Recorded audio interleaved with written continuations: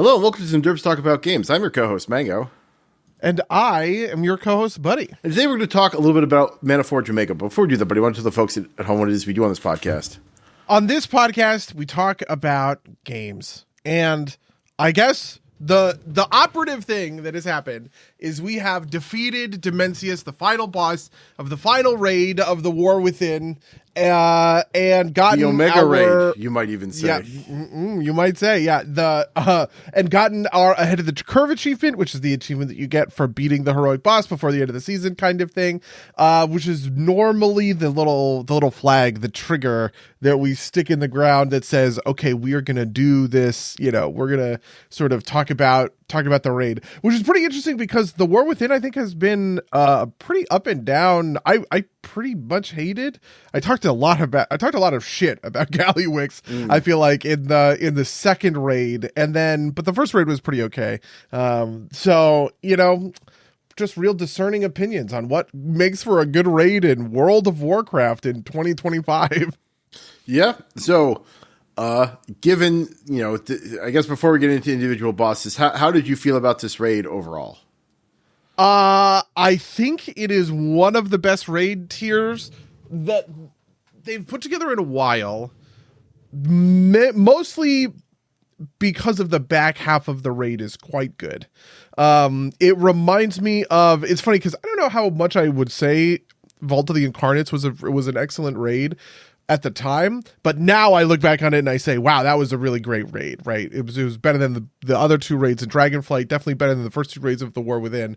And I would say that Manaforge Omega is probably right around there, you know, in that tier, if not maybe a little bit below. I think I probably like Vault of the Incarnates more than I like Manaforge Omega, but it's definitely the best raid of the War Within, and it's definitely one of the best raids that they've done recently. So from that perspective, I would say excellent. You know, I think I can get on board with that framing. I don't know if I'd say it's great. To me, it feels like it's got a lot of solid bosses. I don't think it's got any really lowlights, and then a couple that are really nice. But I don't think that I don't think that Dimensius is as good, or it felt as good to fight as Xal'atath, who is kind of interesting. Yeah, like that. Like there are fights that kind of like live rent free in my head. Some for bad reasons, right? Like, you know, like Sylvanas is one that's kind of like, I fucking hope I never have to do that. Yeah, I feel like Sylvanas, there's a big flag, you know, that got planted where it was like, don't make fights like this ever again, kind of thing.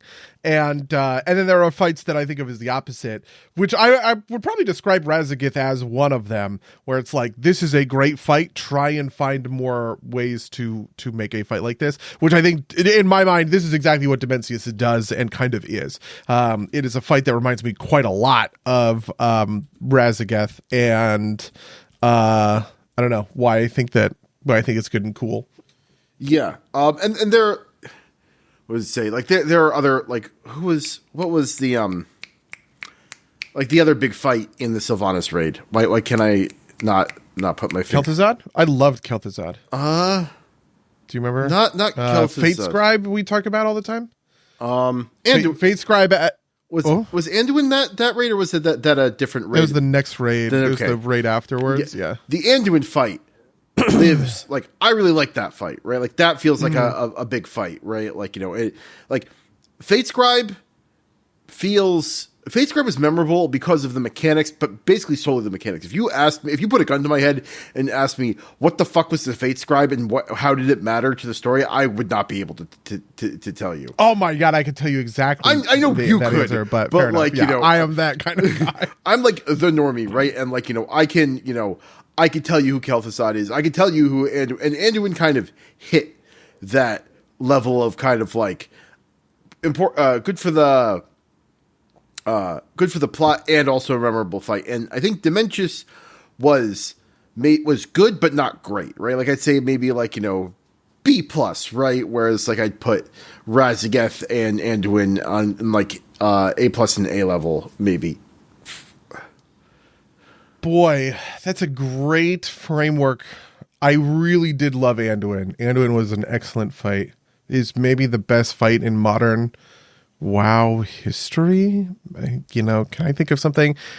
N'Zoth is pretty great. I don't know. Yeah, I would have to go back quite far to find like a really, really good impactful fight. And at a certain point, I don't even think I was a mature enough raider to really rate like, the Emerald Nightmare or Nighthold, because that was just when we were kind of like getting back into the swing of things with like our raid crew and everything else like that. It makes me want to do a tier list. Actually, that should be like an episode. We'll build a custom tier list of just all of the bosses. It's probably since Legion. I mean, I don't know. Maybe we could do. I didn't really do all that much Warlords now that I think about it. We did the first tier of Warlords, I guess, but we didn't even get far. We did like the first 2.5 bosses, and then we crapped out.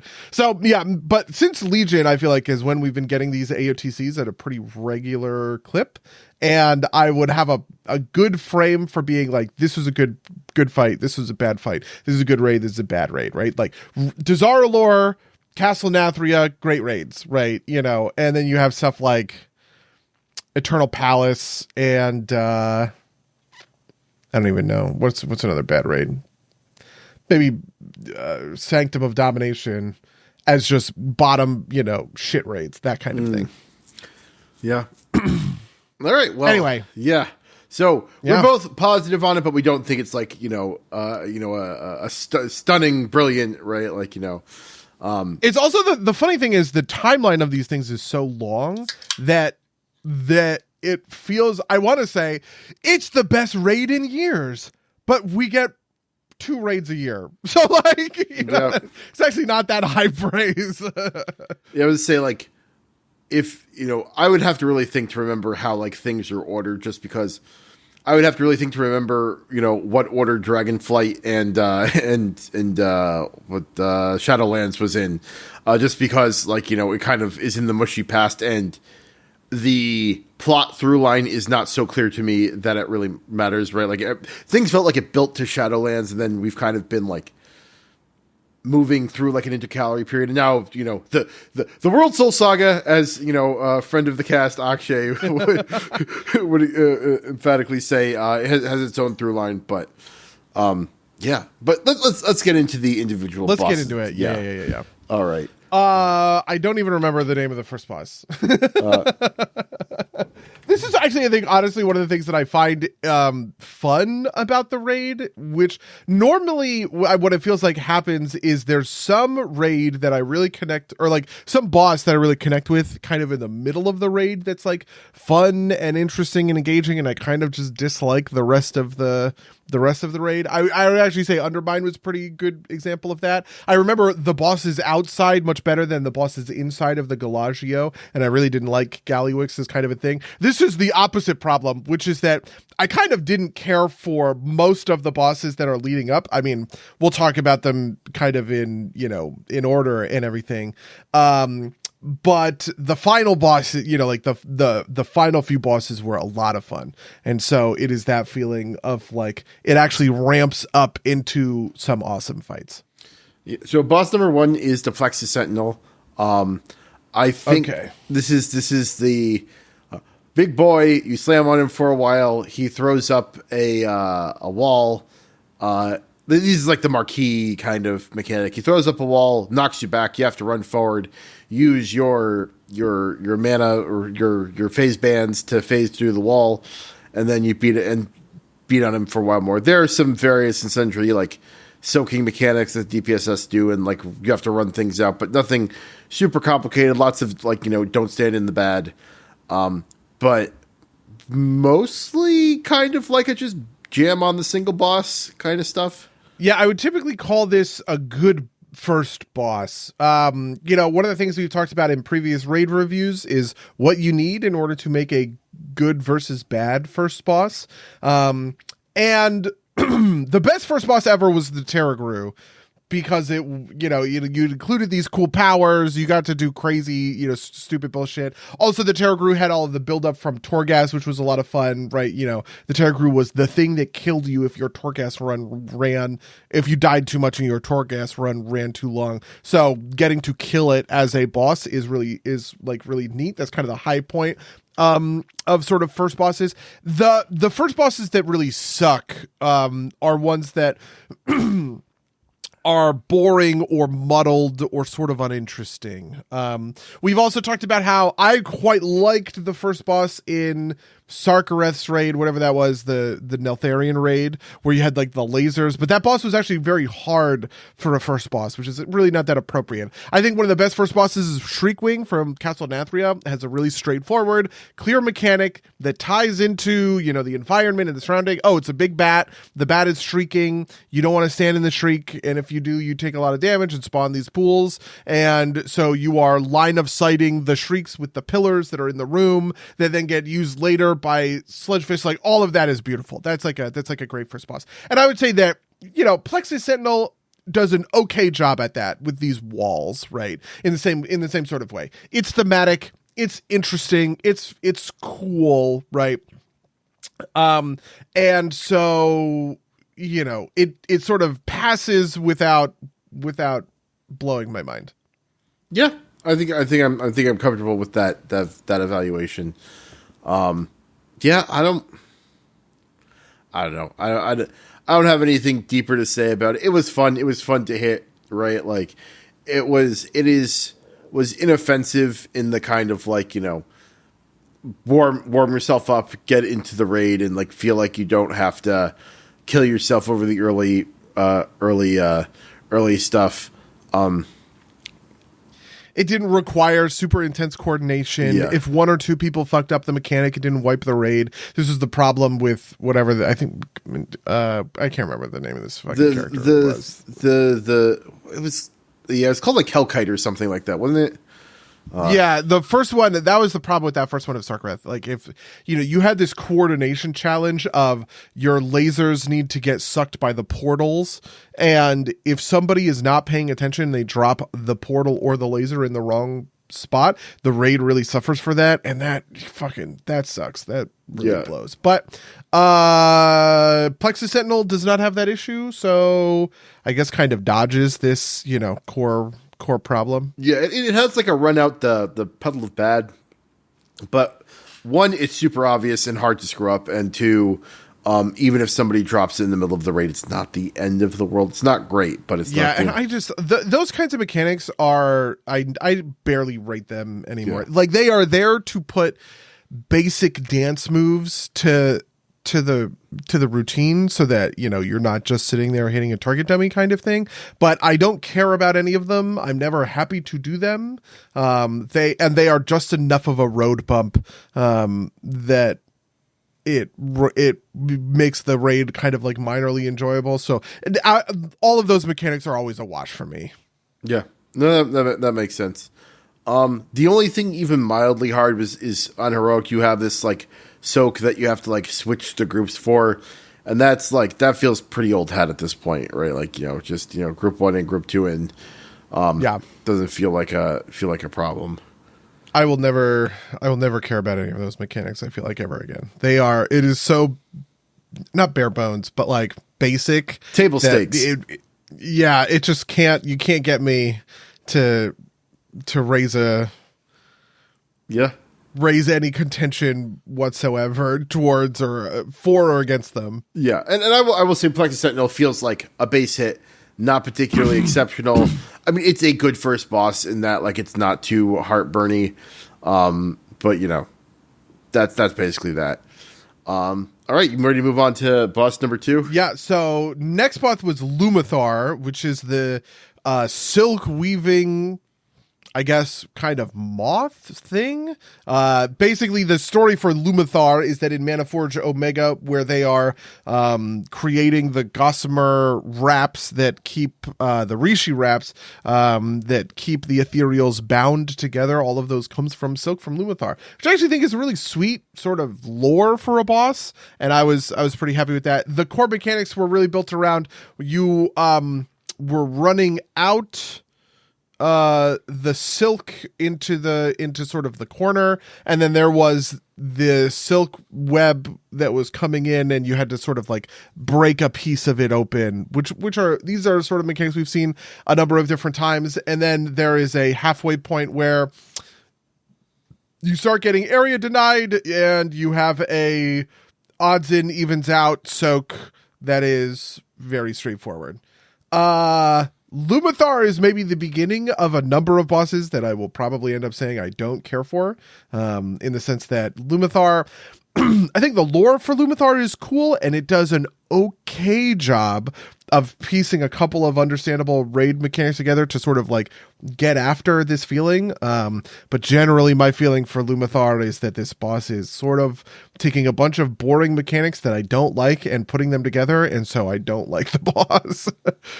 Yeah, no, that's totally fair. The thing that stuck out to me about it is like it's got a lot of little places for optimization from like kind of like a log standpoint. It's like, oh, if I drop my transcendence transfer next to the boss when the run out mechanic, when the everybody run out mechanic happens, I can get back faster. That kind of thing.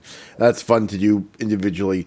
It also had this like mild legibility problem where like throughout, however long we've been doing this, I never quite figured out exactly what the rules about dropping the webs were. I just knew I had to go like next to the old one. And just like not step on the bat, I guess. Otherwise it gets done for like forever and die. But like, but like I never like internalized like what that actually meant. I was just like, all right, I'm webbed, roll out, roll back in. And maybe that's just like being a monk lets me like move a bunch and not have to think about some of these things. But it was like, it never like the legibility of that mechanic never kind of came through to me. Everything else was just kind of obvious, right? It's like, don't stand in bed, kill like the barrier mechanic, which I don't think is a particularly evocative spider type mechanic. Yeah, this is we've seen this a million different times, and it is actually a mechanic that I love in the way that I think that it is a fun thing to do. And we'll talk about some of this because it shows up later in the raid. Like, it is a fun thing to do that causes me to look at the fight differently, which is a big plus for a mechanic, right? It's not something that I just completely ignore in the way that some of these like soaks in and out.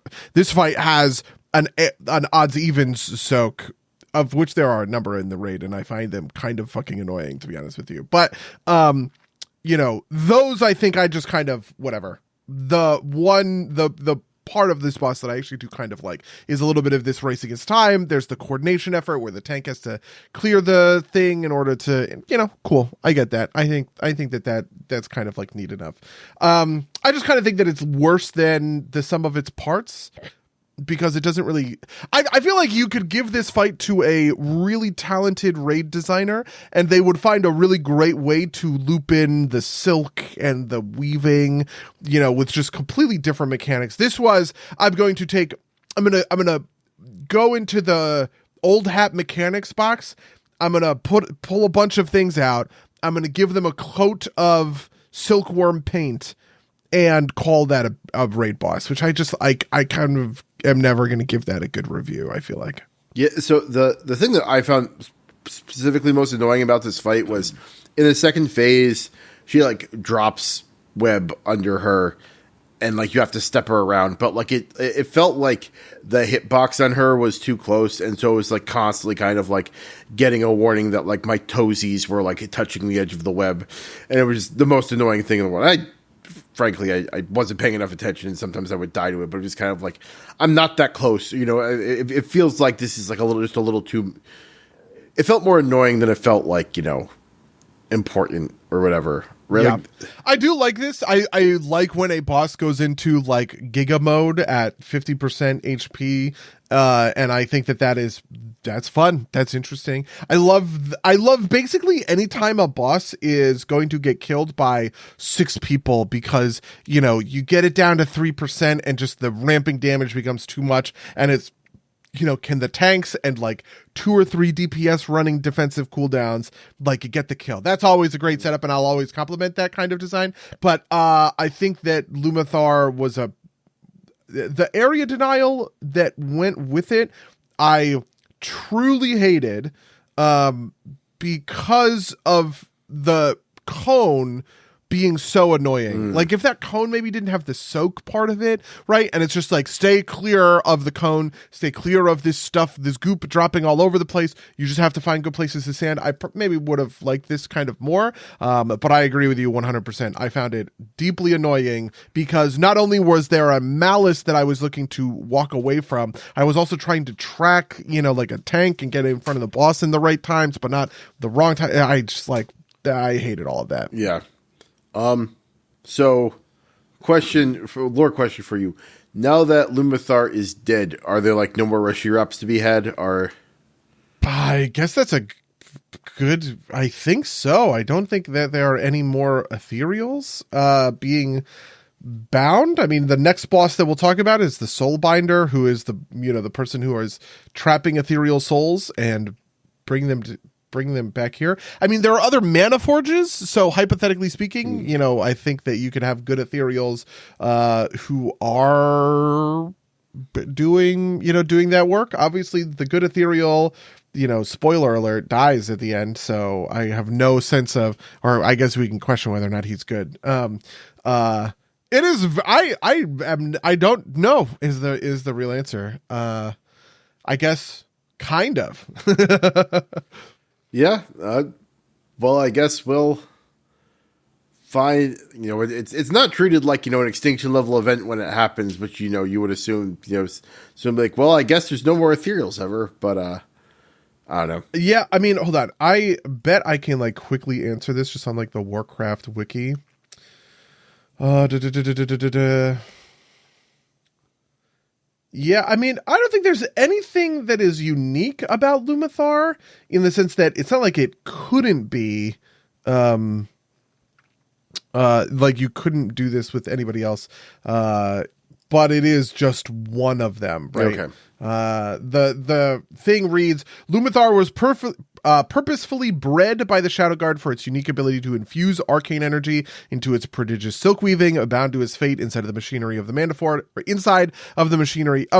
Lumathar spins endless spools of arcane silk for its masters. So, like, there's nothing to say that you couldn't have more Lumathars in there, I guess, technically. Yeah, I guess, there's other, like you said, other mana. This is the Omega Manaforge. Theoretically, there's more of them, so. All right, next boss then. Yeah. Soulbinder Nazindri. I don't know. Soulbinder. Yep. This was the ads fight that was extremely basic in my mind. There was like one mechanic, which is you had to break a canister with a ball.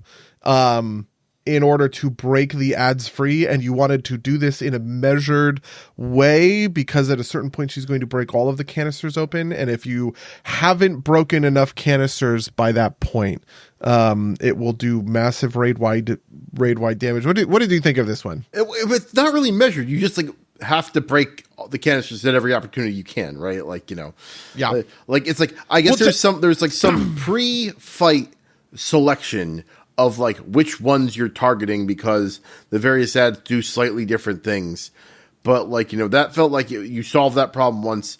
I found it like mostly annoying because like as melee DPS, like, you could theoretically wait for the ball to fire and step out of the way, but you were probably going to get hit by it, right? And miss the break. But like you said, it's very basic. Just like murder the ads. I like murder the ads fights because I've got pretty good AoE DPS and I get to optimize around that. But like, that's it felt like it was kind of like filler boss, right? Like, yeah, I would say it's a real contender for worst boss in the raid. We'll talk about some of that in a minute. The big thing that I think really sucks about this boss is that the core conceit never worked for me. I feel like this is the kind of boss that just gets ruined by Wowhead guides in the first place. We walked into it understanding kind of like the way that it was meant to work, but actually the big raid AoE damage that was sort of promised by like fucking up enough of the balls never materialized. And I was healing for most of this. So frankly, I just found very little of this to be threatening, even when we did kind of make the mistake. So there wasn't the push-pull that I feel with other better bosses that are doing cooler, more interesting, sort of things along these kinds of lines. And without that, the fight had zero tensions and stakes, and it was deeply annoying because there was a lot of knocking back and knocking around, and just coordinating the balls was kind of a huge pain. And she also didn't shoot the balls in a way that was I would call intuitive. So like the balls had this yo-yo effect where they would shoot out and then back in, but they didn't. I just kind of wish the balls just shot out in a line and they went through everything. Even, like you didn't necessarily have to like set it up that way, but there were so many times that I aimed a ball correctly and the ball would like kiss the canister without breaking it and then retract. And I was like, what the fuck? I broke it. I did the mechanic. This is bullshit, right? Are you going to tell me that because the boss wasn't close enough? It's like, ugh. Anyway, I really hated this boss. I thought it sucked.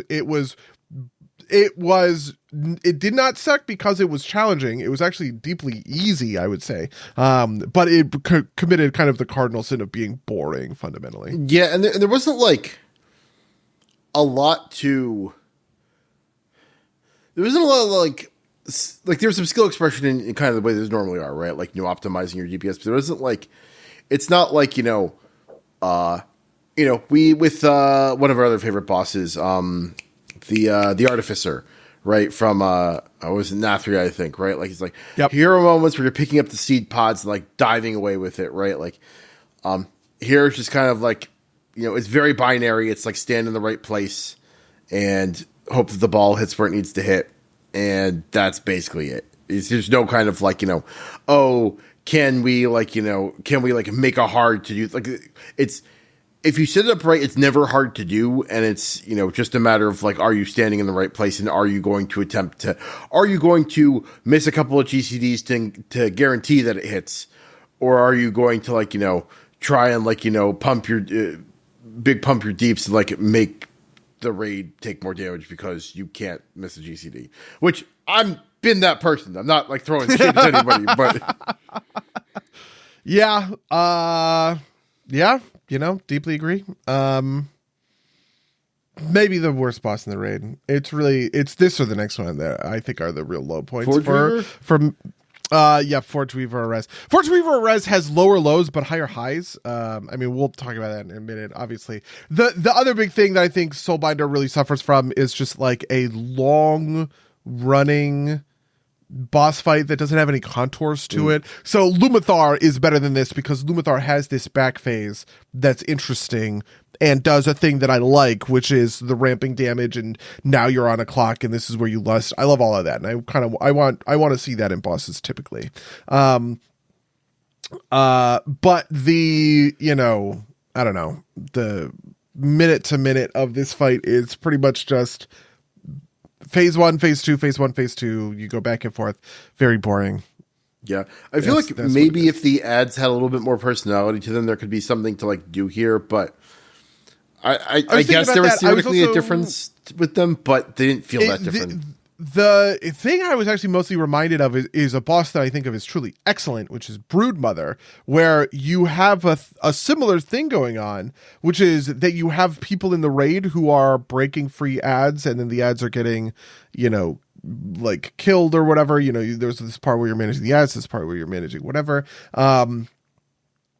Broodmother is a very different boss for a number of different sort of reasons, but Broodmother is functionally this boss, but great.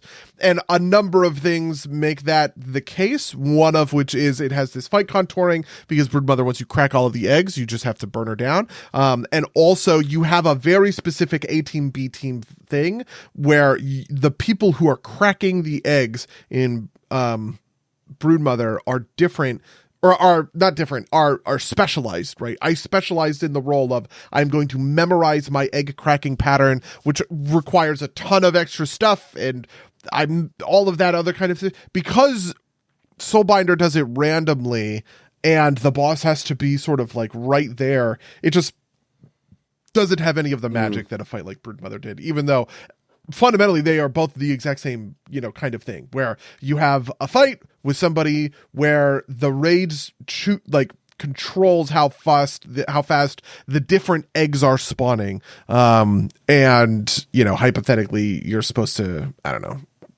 manage that stuff. Yeah, and like I said, I think part of it too is that like the ads and Broodmother all had like slightly different pieces, and it's like, oh, you got to interrupt this one, oh, you got to dodge this particular ability on this one, this one's stunnable, this one's not, right? Like those all felt like a thing, like a variety of them. Here it just kind of felt like, I think there was theoretically some of that, but it just felt like, and then they got murdered within 5 seconds, so it didn't matter what they were doing. So yeah. All right, let's move on to Forge Weaver then. Yeah, Forge Weaver Raz. This one is also an ads fight, but a complicated ads fight, because there's also this thing about there's an up phase and a down phase, where the up phase is he empowers these things, I don't know, whatever they are, pylons. Like gates. Yeah, the pylons. And then the down phase is you just have to like focus the pylons and ignore him for a while. And then the final phase is like an execution phase. The final phase is great. I really loved the final phase. I think that was really like fun and interesting, but I fucking hated the rest of this fight with such a deep passion. It was kind of the most annoying, which is why it's sort of a toss-up in my mind between whether or not Soulbinder or Forge Weaver is my least favorite boss in the raid. Forge Weaver, the first 80% of this fight sucks hard, and I don't care for it. I find it all completely illegible. I could never track these fucking mechanics. I just had to look at all I could do was raid pings, right? I just had to look for the fucking raid pings because I could not parse. And I don't know why. Maybe this is just a skill issue. I'm willing to accept that if that's the answer, right? That there is just some key learning moment that I missed. Like maybe I missed a raid or something where we were progressing on this fight and I just could not put this fight together in my head. I think the balls are interesting, but completely moot. They never matter. Yeah. They always... I think this is the big sin of this fight, is that you've got this interesting thing where like individual people will spawn balls and they are drifting towards one of these pylons. And so I think, and the idea is you want them to be like a little bit further away. That way you have time and effort that you can, go and kill those balls before they get to the pylons. But it's never a problem, right? Like you just kind of like ambiently kill them and you don't worry about them. The other big mechanic is every once in a while, he spawns a clone, and then the tanks have to move the real one away from the clone. You have to kill the clone. But that really, from the DPS perspective, it really doesn't matter because, you just wait for the tank to move it away, and then you murder the clone. And then if you're really optimizing, you run over to the boss, you get like 2 more GCDs in before he goes back to the middle. But that one doesn't bother me so much because it's a tank mechanic, right? And that. Yeah. I absolutely agree with you about the balls. I think the balls are like the core sort of failure here. There's like a bunch of stuff that's also happening at the exact same time, at least on like the healer end. There's like a dispel and there are more orbs that are going out, but like orbs that are dealing damage to the raid. So you have orbs that are spawning as that need to be killed, then orbs that are spawning on the ground that people need to dodge. And they never did, but they didn't even do enough damage for it to matter. Like I just never even...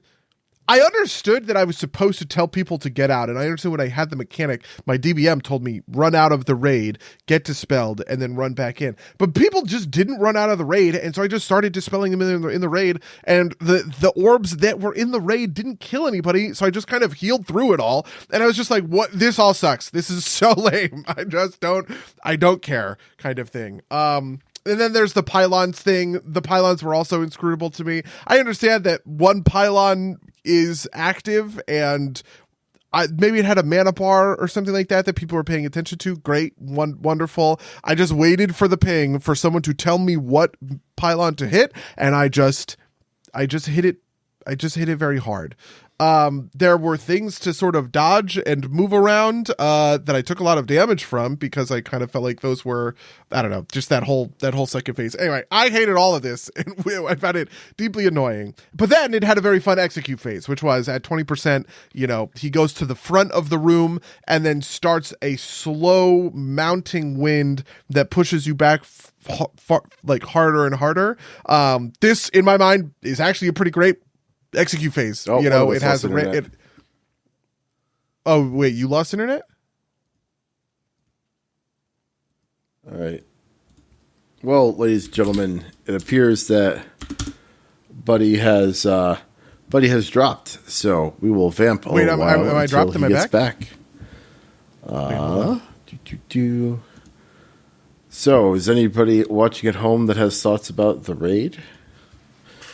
Oh no. I guess not.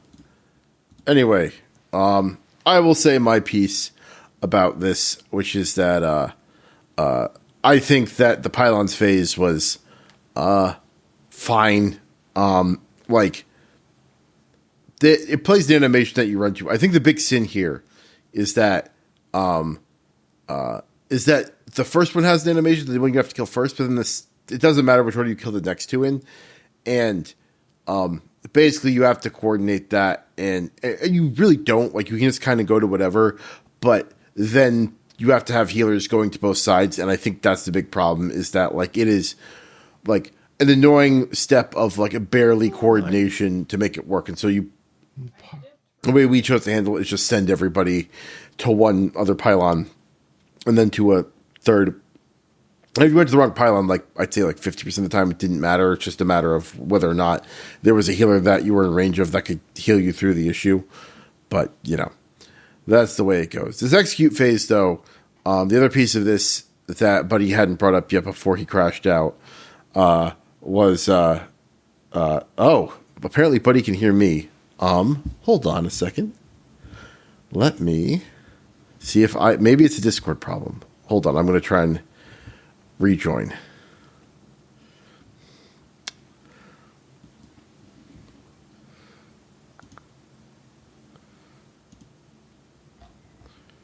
We are still live. Are you with me? I am. Give me 1 second because we're still live. Oh, okay. Yeah, I don't really know what happened there, but I actually have been having network issues kind of all day. Okay. Well, but I definitely, I heard that whole thing. I was like, wait, I'm talking. I'm just kidding. Anyway. Yeah. No, you froze kind of entirely on the screen, but it appears to have been a Discord issue. Dropping and rejoining seems to have fixed it. So you were talking about the execute phase. Apparently, Buddy could hear everything I was saying. So, so you were explaining in the execute phase, it had that pushback mechanic. And I think I thought all of this was great. It was a lot of fun to deal with this. There were a lot of optimizations that you could make, which I don't normally care about all that much, because I don't know, I'm just not log pushing all that hard these days, but I cared about it for this one because there were just neat, cool things. I did this fight on Kruva, I did this fight on Gorash, and both Shaman and Mage have neat abilities to allow themselves to cast while sort of moving or reset their positions. So I could alter time and then cast. And right as I'm about to get pushed off the edge, I alter time right back next to the boss. Or I was doing a lot of things where it's I cast the Frostbolt and then I follow up with Ice Lances, but the Ice Lances I can move so I can walk forward I loved all of that. I thought that stuff was fun. So my thing about Soulbinder was just always sucking. It was, it is a kid who never does homework and gets all C- on the tests, right?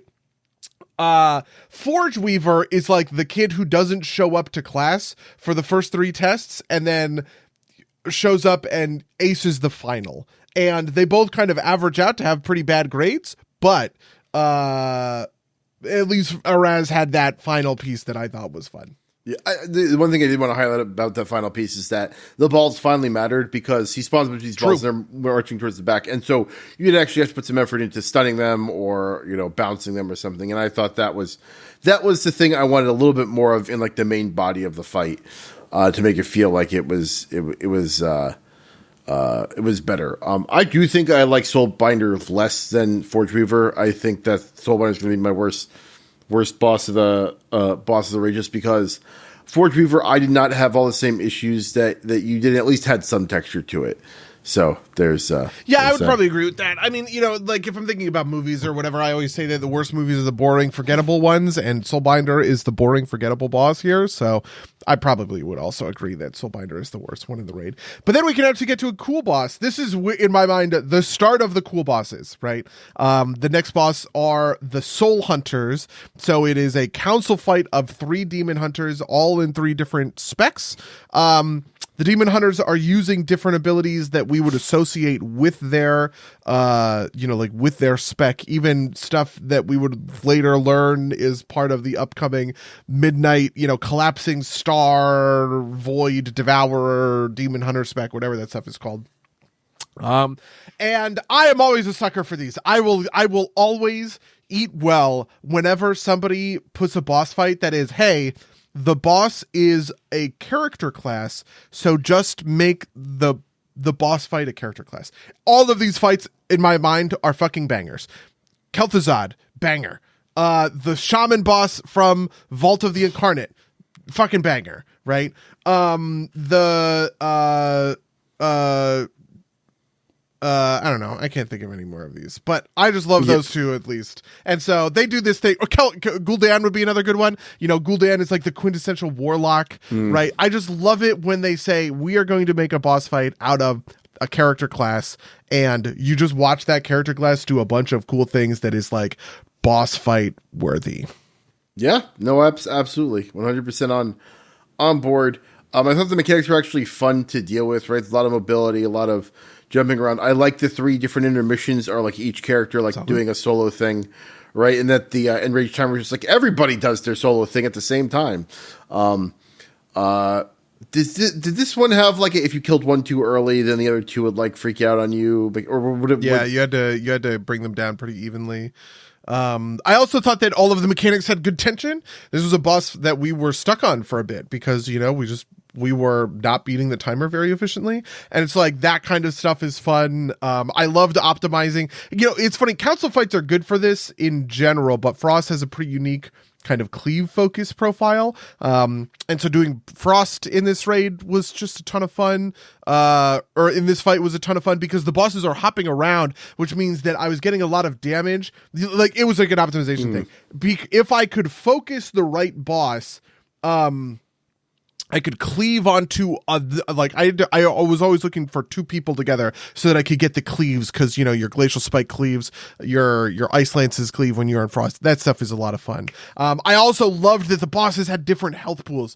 How cool! This is something that was in the Emerald Dream Raid, whatever that was called. The council fight there, the bosses had different health pools, and so they actually kind of came down at unequal sort of rates, and there were a lot of times where we had to call more DPS on this person, more DPS on that person, and I just love that. I think that that's like a really fun way to sort of like manage things. So I was a big fan of the Soul Hunters, a real strong showing. I agree. Similarly, Monk also, especially in Celestial, hero talent has this kind of like cleaving stuff that you have to like that you have to optimize around, which I had a ton of fun with.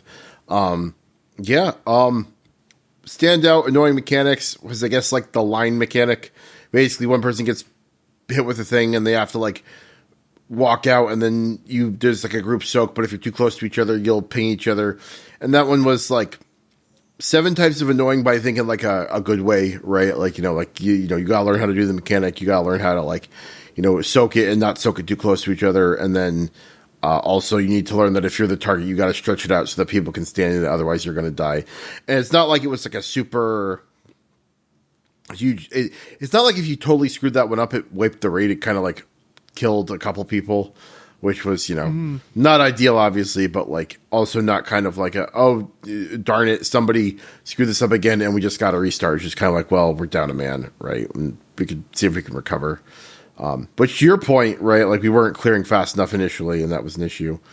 I think you froze again. We're going to try restarting again. Hold on. Oh, I think I might have lost internet.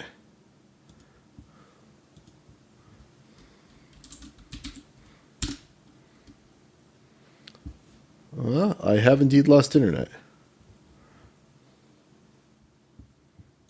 Oh, you can hear me? Huh. Interesting. Well, let's see if Discord wants to cooperate.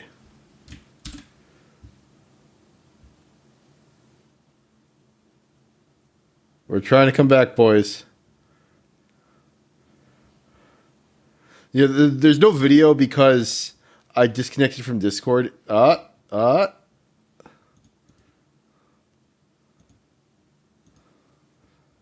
on.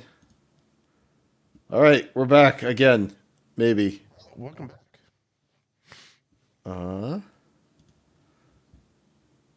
Video is up for me. Josh, can you still hear us? Or hear me at least? Who knows? I think I need to reconnect.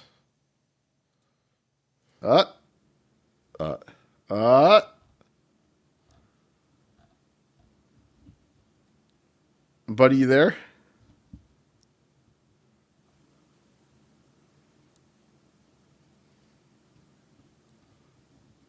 All right. Hold on while we wait for Buddy to load in. This is going to be painful, I guess. I think I did lose internet for a second, which probably means it's on my end at least, but we'll see. We have Buddy on the screen, but we cannot hear or see him. I mean, I'm far away from you.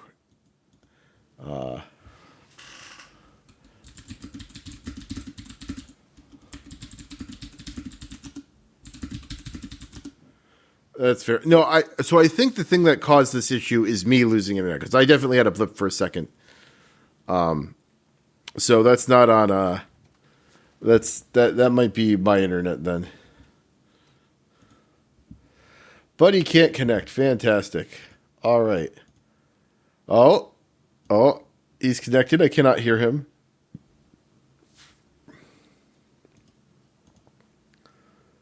All right. Can we audible into a different chat program?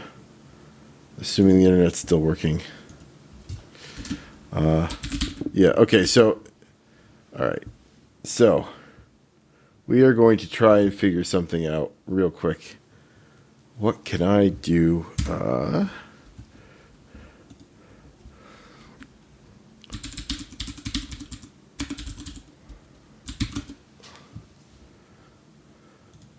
Are you online? You have what's your latency? All right. We're going to try this. Yeah, see if this works. Fine. Not this one. It is just a me. Hold on.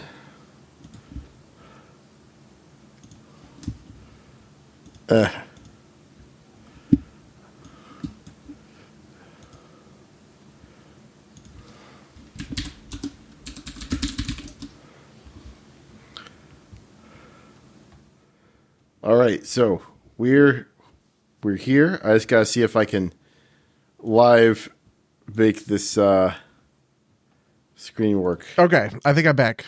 Oh, are you in Discord? Yeah, in Discord. All right, we're still live. Oh, did you want to move to a fucking Mumble? No, it was it's Google Yeah. Meet, but this will be easier. That way, I don't have to set up a new screen. So I'm going to close the Google Meet. There we go. I'm back. Buddy's back. Everybody's back. We're here. Back. All right. Thank you for believing in us, Josh. All right. So what were we talking about? So yeah, we were talking about the Soul Hunters. Yeah. The line Soul mechanic. Hunters is the line mechanic. The blaze lines, right? Yeah. Were fucking annoying on this boss. I always think they introduce a new mechanic in these. Every raid has some new mechanic that you're like, oh, I'm going to refer to this forever as it's like blank from blank, right? Blaze lines were that for Farak, and basically every time they've shown up, I have been annoyed by them since. So they showed up on Kaiveza, they were kind of annoying, and they showed up here and they were kind of annoying. So not a huge fan of blaze lines, but the blaze lines weren't the mechanic that I thought was annoying here. It was the stretch line. the rush, I think. The dash. Yeah. That was annoying. Okay, well, so I thought it was acceptably annoying, but it was like one that required a lot of like coordination, right? Okay, like, yeah, sure. I think I would probably agree with that. Yeah. I honestly felt like the blaze lines were less annoying here because they just didn't feel as strong as like Farak's blaze lines were like you're fucked, right? Like if you got hit by them here. Farak's is about like you can't hit the ghosties or whatever, which is fine. These ones just chunked people, which I probably felt more because I was like a healer. Yeah, fair. But it was also in like the crazy phase, and I don't know, maybe I'm overstating it, but yeah. The thing that was annoying here is that you had a reason to be close to each other, which was the melee people had to like hit the boss, and so like dealing with that was a pain in the butt. And they were not true blaze lines. It was like a line where there was a fixed point that you were pivoting around, which was also a little bit of a different kind of like contour to the whole thing. So yeah. But anyway, I really like this fight. It's not my favorite fight. It's not a slam dunk, home run, knock it out of the park kind of thing. But in terms of strong base hits, cool fights where they, kind of bring things together and pop them back up, I really enjoyed Soul Hunters. Yeah. Up next is Fractilis, which Fractilius, yeah. Or Fractalus. I don't know if there's another I in there. There's no second I, so it is. There's no second I, so it's just Fractalus. Yeah. Yeah. On the British surface, it's Fractilius, which is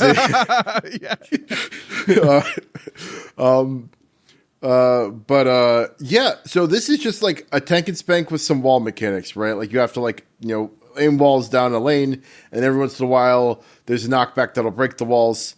Very tank and spank, very fun. I think this is like perfectly positioned to be like a good kind of like, a kind of like an amuse-bouche, right? Like, kind of like, we've done a bunch of stuff.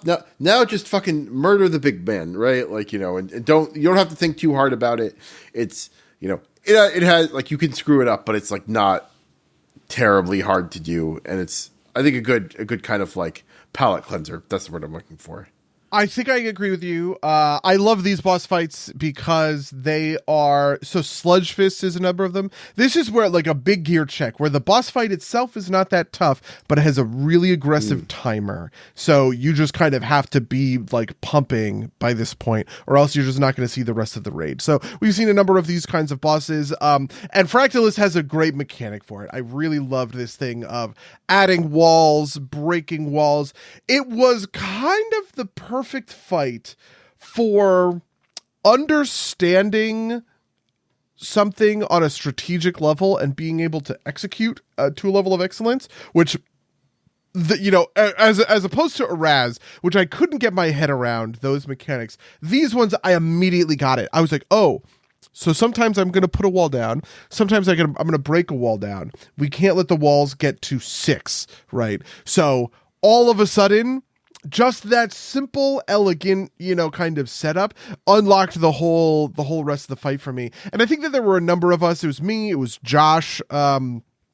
Like Sarian. It was like a couple of us were reading the fight on that level and giving kind of proclamations. Lou would be another one. She was the one who was telling us, where we ought to like put our columns and stuff like that. It was her strategy that really got us, got us the kill. But I also loved that it was a brain off fight if you kind of wanted it to be, in the sense that really, if you just sort of want to sit there and do the tank and spank kind of thing, it's pretty easy to, kind of intuit where you ought to go and the orders that you should be sort of following in order to make for a good fight. So I really loved Fractalus. Fractalus is not my favorite fight in the raid, but it's maybe number 2.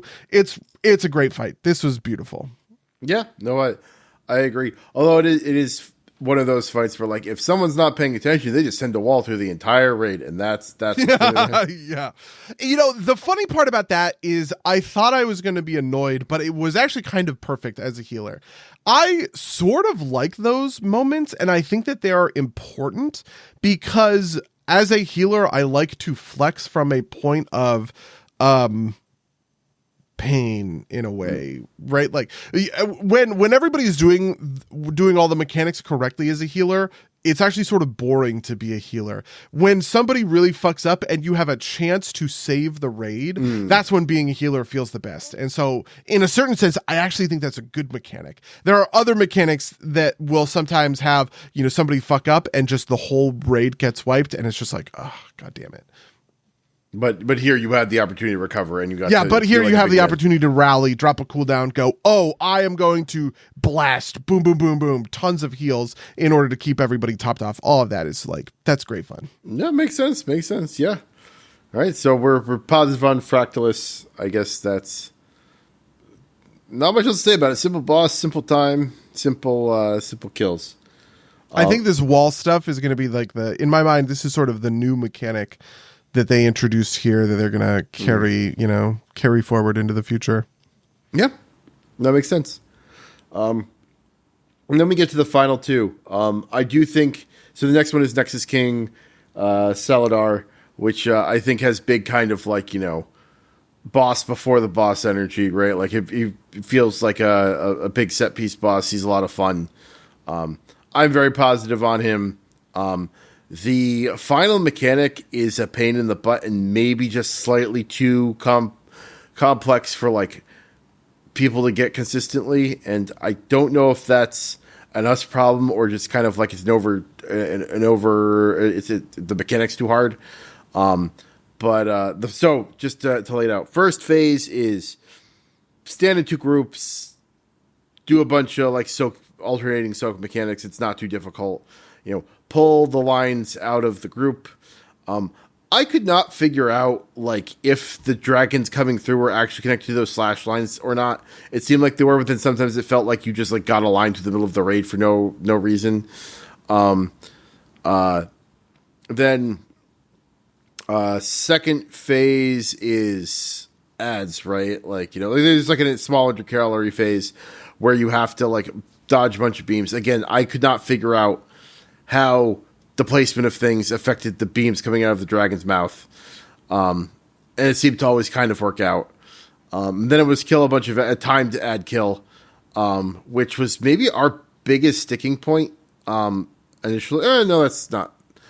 It's one that required the most fine tuning because if we were off, then we were off and we couldn't get past that point. And then you got to kill the mount and then you got to kill the king. And the final phase has this mechanic where you have to basically spread out 6 people in such a way that they're balanced because there's a gravity effect. And the number of times that we screwed up that. Oh, and then the other half of this is that after DPSing, you get balls aimed at you, like with Soulbinder, and you have to shoot the balls. The balls are moving. And also something that I discovered a fair amount too often was that if you run near the balls so that you can aim, or if you run near the spiked balls so you can aim your killing balls, you will outrange the healers and you will die. That's not fun. I definitely agree with you that I think that particular mechanic was too punishing. And it brings a great boss fight to kind of pretty good in my mind. This is typically my favorite boss in the raid. I feel like if I were to chart it over time, almost always my favorite boss in the raid is going to be the second to last boss. It's just going to have the most interesting stuff going on or stuff to do or, sort of whatever. So Kel'Thuzad was my favorite boss in Sanctum, second to last boss in the raid. Neltharion in the second raid, whatever that was called, that was the second to last, boss in the raid. Ton of fun. Even in War Within, what do we get? What was the second to last boss before? Oh, Muggsy. Muggsy is okay. Muggsy, I don't know. I didn't really like any of them in Undermine. But typically, the second to last boss in the raid is the one that has kind of the most complicated thing going on before you get into sort of true final boss fight kind of energy. And I typically respond better to that than the actual kind of final boss. Broodkeeper actually was the second to last boss in Vault of the Incarnates, which would be another, sort of good example for this thing in motion. Xal'atath is really let down by just I think there are two problems. One, I think there's just not enough time to appropriately shoot the balls. And two, the nature of because the shooting the balls is not essentially hit scan, to use kind of shooter terminology, that also really annoyed me. There were times where I'm like, I can't fucking believe I missed it. And it's because, there's just a little bit of sort of a shot to the thing that goes out. Yeah. And you just miss it by like a fucking inch, and you're just like, man, are you fucking kidding me? I did not deserve to whiff on that kind of thing. So, that's generally sort of how I felt about Xal'atath. But I like basically everything else. I like going up to the separate platforms. I'm kind of always a sucker for a good ads intermission. Every ads intermission that we've had in War Within has honestly been pretty fun. Even Gallywix had a pretty fun kind of like ads intermission where you have to go and kill a bunch of ads and do stuff. I'm always going to be on board for that kind of thing. But that the thing right at the end just kind of felt, that was part of it. Cheap. This is almost like the Sylvanas Phase 2 problem, right? It's like it's a lot of effort. It's not we could get there pretty regularly, but it took a while to get there, and then it was kind of like do or die in a moment. And then if you died, then it's kind of like, well, gotta, roll the rock back up the mountain again, right? To even try again. And you can't iterate fast enough for it to feel like you're practicing the meaningful thing. And it also felt like the Fate Scribe problem also, which is the way that we solved Fate Scribe was by pulling the lever at the slot machine and just hoping that the random people assigned to shoot the balls were good people, right? And I kind of think that's part of why, a couple of weeks ago we had a night where we were just wiping to Xal'atath over and over again. And there were a number of reasons why we were doing that, that included a number of things that were we just got our AOTC, and so a bunch of people didn't come to raid the next week because we had achieved the goal kind of thing. But one of the things that absolutely fucked us in there is giving, there were just people who were getting the shot that weren't able to shoot the balls kind of correctly, and that sucks, but it's the way of the world. Yeah, absolutely. Yeah. You got to do the raid mechanics in order to beat the raid, it's asked of everybody, and not everybody can rise to the challenge, which is not always a problem, but The one thing I will say that I really loved about Xal'atath, and that, like I said, it is a pretty good, fight. It's actually a great fight that is brought down to pretty good by kind of this one crucial mistake. But one piece that I really loved about it was the DPS differential between him and his dragon, which was awesome. I loved that. The idea that you can pump damage into the dragon so that he sucks health out of the dragon, and it makes the fight a cleave fight for a portion of the fight. All of that stuff I think is super fun and interesting, and it's just a great way to model boss health and help teams that are performing well go even further, basically. Go beyond. Go plus ultra, Yeah. Doing the thing where we DPS it all the way down is so satisfying. There's just there are so few things in these raids that are as satisfying as just absolutely fucking crushing the health on that thing. I agree. All right, well, that's Nexus King. And finally, we got Lord Dimmy himself. The big Dimmadome. Yeah, Dimensius. So this is a 3-phase fight. First phase is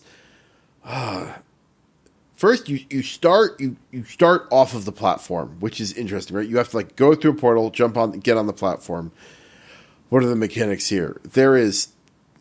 You have to individual players have to pick up masses of gravity and use that to create zones that protect you from a boss effect. And then you also have to use those to individuals get thrown up into the air. You have to use it to pull people down. And then there's also like, puddles of bad that you have to dodge around, and that will land at your feet, and so you have to like drop them in the right place. And there's also a soak, and then you got to kill the boss while this is happening, right? I think I hit all the mechanics in the first round. And there's a couple of ads. You have to kill you have to kill the ads to generate the mess, yeah. In order to get the gravity or whatever. And that's just phase 1. Yeah. Yeah, phase 2 is a skywriting phase, so not unlike what the fuck is the name of that fucking guy? The druid. Not Fandral, Tindrol, from Emerald Dream. Farak. Yeah. And the Emerald Dream, that where you are flying through this gigantic void. Dimensius is truly gargantuan and is trying to shoot you with a big space laser. You have to dodge that. And then you get to a platform where you have to kill 2 void, sort of like void ads. And there's this thing about other ads are spawning. And you have to kill them in kind of the correct formation, which I really loved. And also spawn some other, sort of stuff out. You do that twice. And then the final portion is you fight Dimensius in a very small kind of heart, which reminded me actually of N'Zoth, where Dimensius is being orbited by mass, and he's causing that mass to go supernova and turn into black holes. And so as you are using the mass to dodge damage, you are consuming it and DPSing him down at the same time. I obviously really love Dimensius. I think Dimensius is the best fight in the raid, and it has been kind of a while since I feel like I want to really crown the final boss in a raid as its best fight. But I loved this fight. It had kind of everything going in its favor. There were a number of things that were really great. One of the things I said when we were talking about Raszageth is the trick to Raszageth, and the thing that made that fight really good and fun, is that the final phase seems the hardest, but is actually the easiest, right? So it is where the stakes are really high and it's hard to get there. And when you get there, it's like, bum, bum, bum. Oh my God, everything's happening all at once. With Dimensius, you have these rings. If you overlap the rings, you're going to fucking die. You have to dodge the thing. There's a pull. If he pulls you into Dimensius, you get like force choked to death. If you get pulled into any of these black holes, you get force choked to death. And when I lay all of that out, it really sounds hard, but actually it's the easiest part of the raid, where you just kind of sit and kill Dimensius in practical sort of terms. The hardest part of the raid is the middle portion, where you're doing, doing stuff with the ads.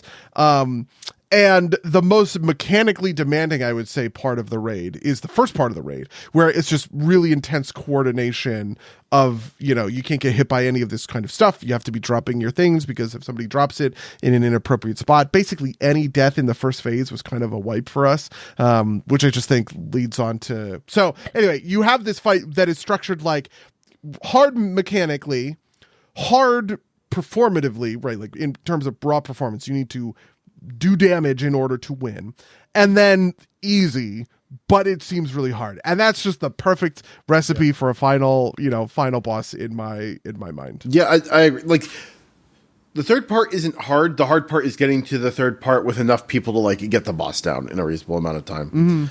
Mm-hmm. Which I think is a good way to do it. And like, obviously you have to be paying attention. You have to like do the mechanics. You have to like hit your ring such that you don't get hit twice by like, before the buff falls off, that kind of thing. But it's not that bad. It's just kind of like it always felt like, like racing to the finish line, essentially. Instead of like,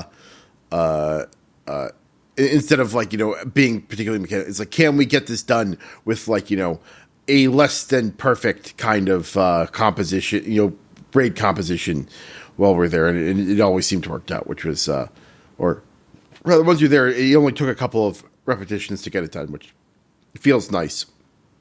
Right, this is the opposite problem of Salad, or this is the opposite situation of Salad Bar, where it's like, once you're past that opening part, you can be pretty sure that like you're close, and it feels like you make progress, and you like, it feels like getting over the finish line isn't tough, which is I think ideal. I feel like Razageth was like this too, right? Like, yeah, the platform was shrinking, but it didn't feel like the actual mechanical parts of Razageth were the end of the world, right? Like, it was just a matter of like having enough people to knock it out, which is why we feel so favorably about that one. Yeah. It's funny because I think maybe I would even say Dimensius is better than Razageth. I don't know. I would have to work really hard to try and parse my feelings about Razageth, and because like part of what I loved about Razageth is that it had deeply dragon vibes. And there were just like some neat things that were going on in that fight that are cool and different than what was going on with Dimensius. And it's just like, I don't really know how, at a certain point, I just kind of want to put them both in S tier and not really compare them past that kind of thing. But it is kind of the first time I feel like in a long time that I've thought of the final boss of an expansion to be really, really good and solid. Maybe BFA would have been my last one. I didn't like Argus very much, in Legion. And then obviously you had the Jailer, which was a fun fight, but Anduin was much better. And you had Farak, which was also a pretty good fight. I don't know. I don't really like the Emerald Dream Raid all that much in the first place, to be honest with you. So it's just like, man, I just connected to Dimensius. I felt like we got to sink our teeth into that fight. I learned so many tiny little optimizations, both as healing and as DPS, that allowed us to really progress, and all of that stuff, convalesced in such a way that this fight was kind of better and different and more powerful than sort of all of the others. I honestly, the thing that I find most sort of depressed by when it comes to Dimensius is actually the story aspect, because Dimensius isn't really a character, and his defeat feels, it's immediately sort of undercut by kind of the nature of where the cutscene goes afterwards, and Illyria and all of that other kind of stuff. And like, that's fine. That's fair enough. They're allowed to set up midnight, and we knew we weren't going to get Xal'atath and all of the rest of the kind of thing. But like, it is sort of a bummer that the final boss of the raid is also a gigantic big fuck you to set the stakes for the next expansion. Yeah. But what are you going to do? Right? Like, yeah. That was I honestly had mixed feelings about like the World Soul Saga as kind of like a construction, just because like, so, well, with the next there's going to be 3 more expansions, right? Like, that like you're not going to get a satisfying end at the end of War Within, because you can't, right? Like you have to set things up. Yeah. Yeah, in a certain sense, I actually kind of like that. So on one hand, I love the trope of teaming up with Lex Luthor, which I've talked about in a couple of places about this patch, right? That the final patch of The War Within is about Koresh, and it's about learning, what's going on with the Void and Dimensius, and Xal'atath, and that you need to team up with Xal'atath in order to defeat the bigger bad. Great. I love this. I love it. We have never done it kind of properly in World of Warcraft, and so I'm so glad that we're finally here at this kind of point. My big issue is that we're just kind of focusing on characters who I don't really care about. I don't actually care that much about Illyria. I think she's kind of it's funny to me that everybody was so mad about sort of Shadowlands and stuff like that, because I think of Sylvanas as like 100 times better character than Illyria. And that is where that's just always going to be a recipe that Dimensius as the final boss of the raid is not going to have just the most satisfying conclusion, right? There's just like no way that you can kind of do that sort of thing. And that's fair enough. It just is what it is, I guess. And so it sucks, but it's a favorable downside, because at least I got a really sweet boss fight out of it. Yeah, no, that's totally fair. Yeah. Yeah, I don't know if I could. Were there any pieces of loot that you were particularly into in this raid? That's one thing that we didn't really like get into, I guess. I actually kind of no, and I think I've got like a kind of bigger point or a bigger question for you about this. Between the vault and everything else, it felt like loot was less individually important. It also felt like it was easier to get into top shape, which in some levels is good, but like it felt like we breezed through normal super easily, right? Like it wasn't an issue at all. And I think some of that is that as a raid group, we're a little bit more coherent, but I think a lot of it is that the dedicated people, like historically, I have come around for raid and done world content, and between delves and the vault, I can get like I got to the max gear level that I was ever going to get, just because I don't do any mythic tier stuff, like 2 weeks before we got the kill, and then like I don't have anything else to do, right? I don't have any chase, right? Like, just because like I'm not going to like learn how to do high level mythic pluses just to like get a higher tier raid loot for raid. Do we think this is good or not? I think it's mostly good, but there are some things that feel kind of like I feel like something's lost, but not something that's so lost that I'd want to trade it out. Does that make sense? I guess it does. This was an interesting AOTC for us because it wasn't carried on the top end by kind of like me and Dave and Low Kicks doing insanely high keys all the time. So typically what happens is, just this quarter of our raid, like core, is going to get basically maxed out in terms of eye level. That really didn't happen this season for completely unrelated circumstances, right? Just the healer for our Mythic Plus crew, her CPU on our laptop was fucking dying and she wasn't able to do that content anymore. So we just didn't really run too many keys outside of, we like ran a little bit of keys in the first couple of weeks, and we, kind of a little bit hedged with me healing. But we didn't do a ton of that. So this is actually kind of the first raid in a while where it feels like it was the effort of the raid that got us there, right? Like most of my gear on Gorash, I had a little bit of this Mythic Plus gear, but most of my gear on Gorash was just coming from these pieces. I did a little bit of delve farming, but not a ton. I definitely do get that feeling though. One of the things that I think is tough for World of Warcraft is you have this thing where you want people who do the raids to be able to gear up for the raids and execute on them without having to touch other content, right? So, for instance, somebody like Sarian wants to just sit and do raid. Sarian's maybe a bad example because I guess he does delves. A lot of us ended up doing delves. But typically, you have kind of these people who are doing only the raid. They show up, they do the raid, and they do nothing else, right? And you want those people to be able to gear up into a place where they can get AOTC, but at the same time, you have parallel loot trajectories that were for a while coming from PvP and Mythic Plus. We didn't really have any PvPers, but we did have Mythic Plus people, right? And now you have a fourth track for that, which is delves. So you can get gilded crests out of delves, right? And I don't think that the game is structured right now to account for the ways in which people can maximize the multiple loot streams all going into sort of one character. If I were optimizing, which again I wasn't, but if I had optimized in season 3, I would have been doing my delves every week to get a bunch of gilded crests. Then I would be doing a bunch of Mythic Plus to get gilded crests. Then I would have been doing the raid to get all of the Valor Stones, because actually most of my Valor Stones typically come from raid. You tend to get Valor capped on, like looking for the other two kind of thing. And at that point, you get to this position where the only thing that matters for the raid is the achievement, right? Which I think is kind of an unsatisfying thing. I just sort of always want the raid to be giving like applicable loot for me and what I want to do.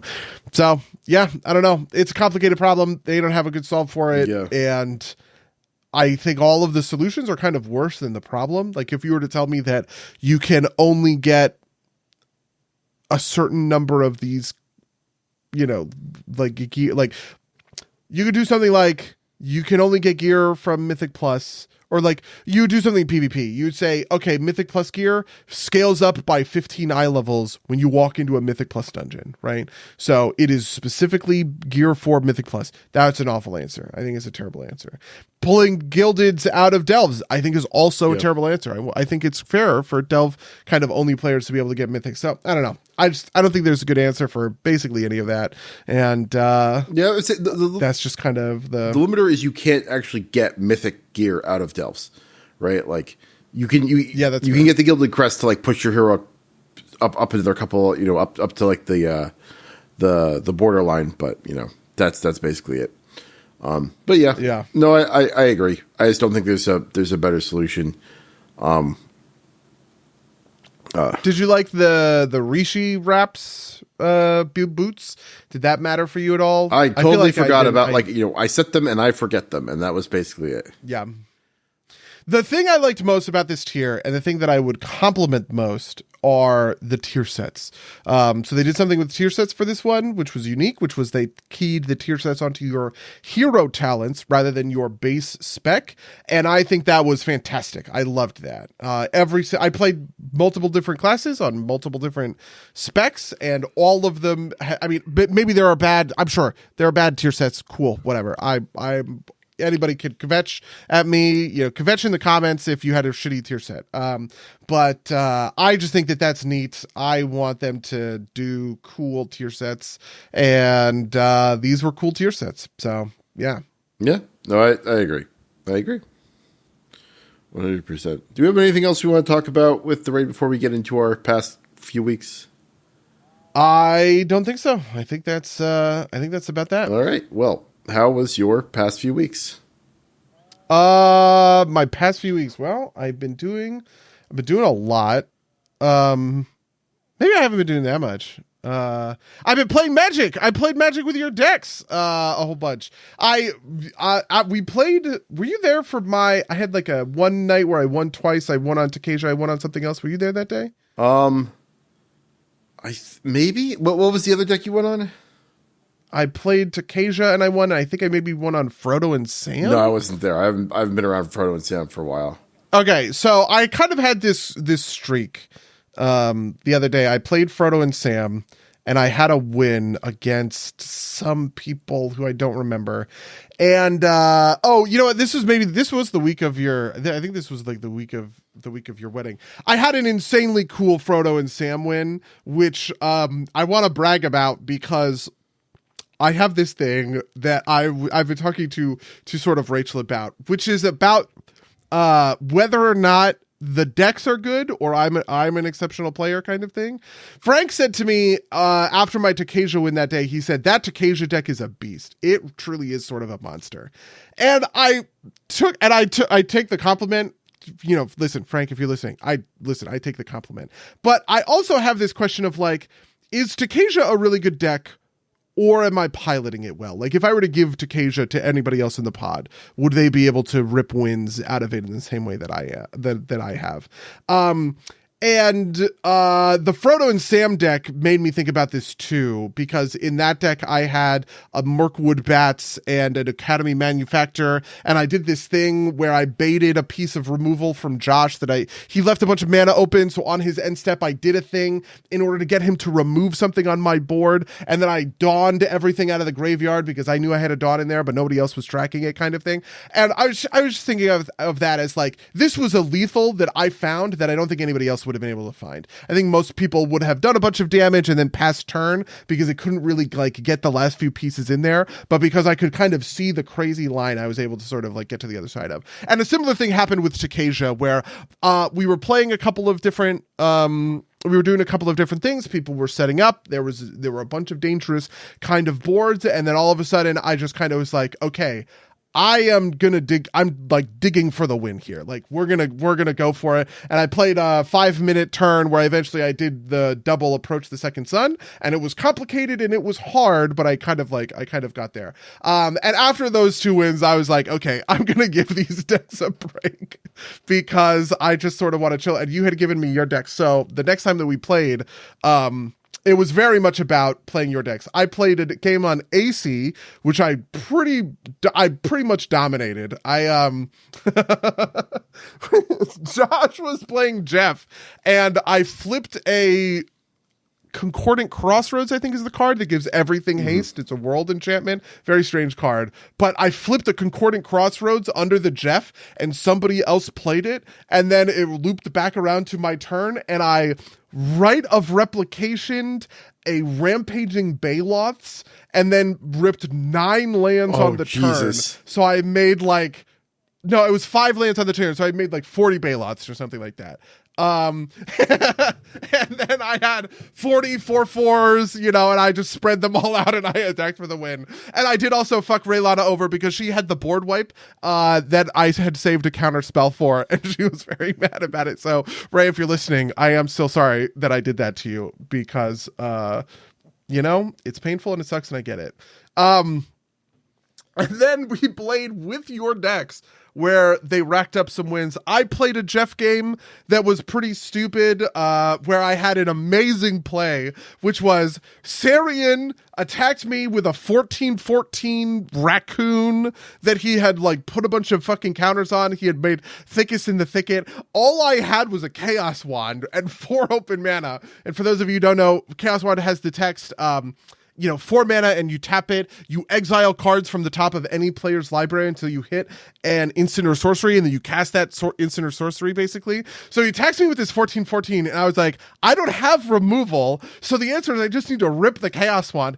And I kind of didn't think anybody else was going to have the removal on them either, so I did it to myself, where I eventually found, like, it was like Trade Secrets or something, some card that I can't remember, where you swap control of an artifact that you control with a creature that they control. So I swapped control of the 14/14 with the Chaos Wand, which I thought was just like the most Jeff play of all time. Like ripping into the Chaos Wand deep enough in order to get there. It's funny because I have long thought that the correct answer to Jeff is you protect Jeff when you're behind, because you need Jeff's variance in order to catch up, and you attack Jeff when you're ahead because you need to decrease, when you're ahead you decrease variance, when you're behind you increase variance, kind of thing. But it seems like nobody else agrees with me. Everybody really fucking hates Jeff and just kept attacking me and attacking Jeff just to like send it a fucking message, which was, I don't know. I guess that was fair enough. You got to play with Jeff before I had made or after I'd made some modifications I haven't played with, which is give it a little bit more kind of like coherent game plan, which is like, things that like act off of draw on both you and your opponents rather than just kind of like chaos for chaos sake. So it's not a ton of cards, but I was like, I put like a Scrawling Crawler and a Psychosis Crawler, I think were the names of them, into the deck. I could have swayed the stars on Jeff, because Jeff had flipped. I think Josh, this was on the Josh game where Josh had flipped Sway the Stars on Jeff, and I was playing AC, so I had a gazillion mana, and I was like, wouldn't it be fucking funny if I ripped Slay the Stars, and then I hit that Rite of Replication, and I just won the game instead, because I don't know. I guess winning is more important to me than being stupid or whatever. Being stupid is your Jeff's job.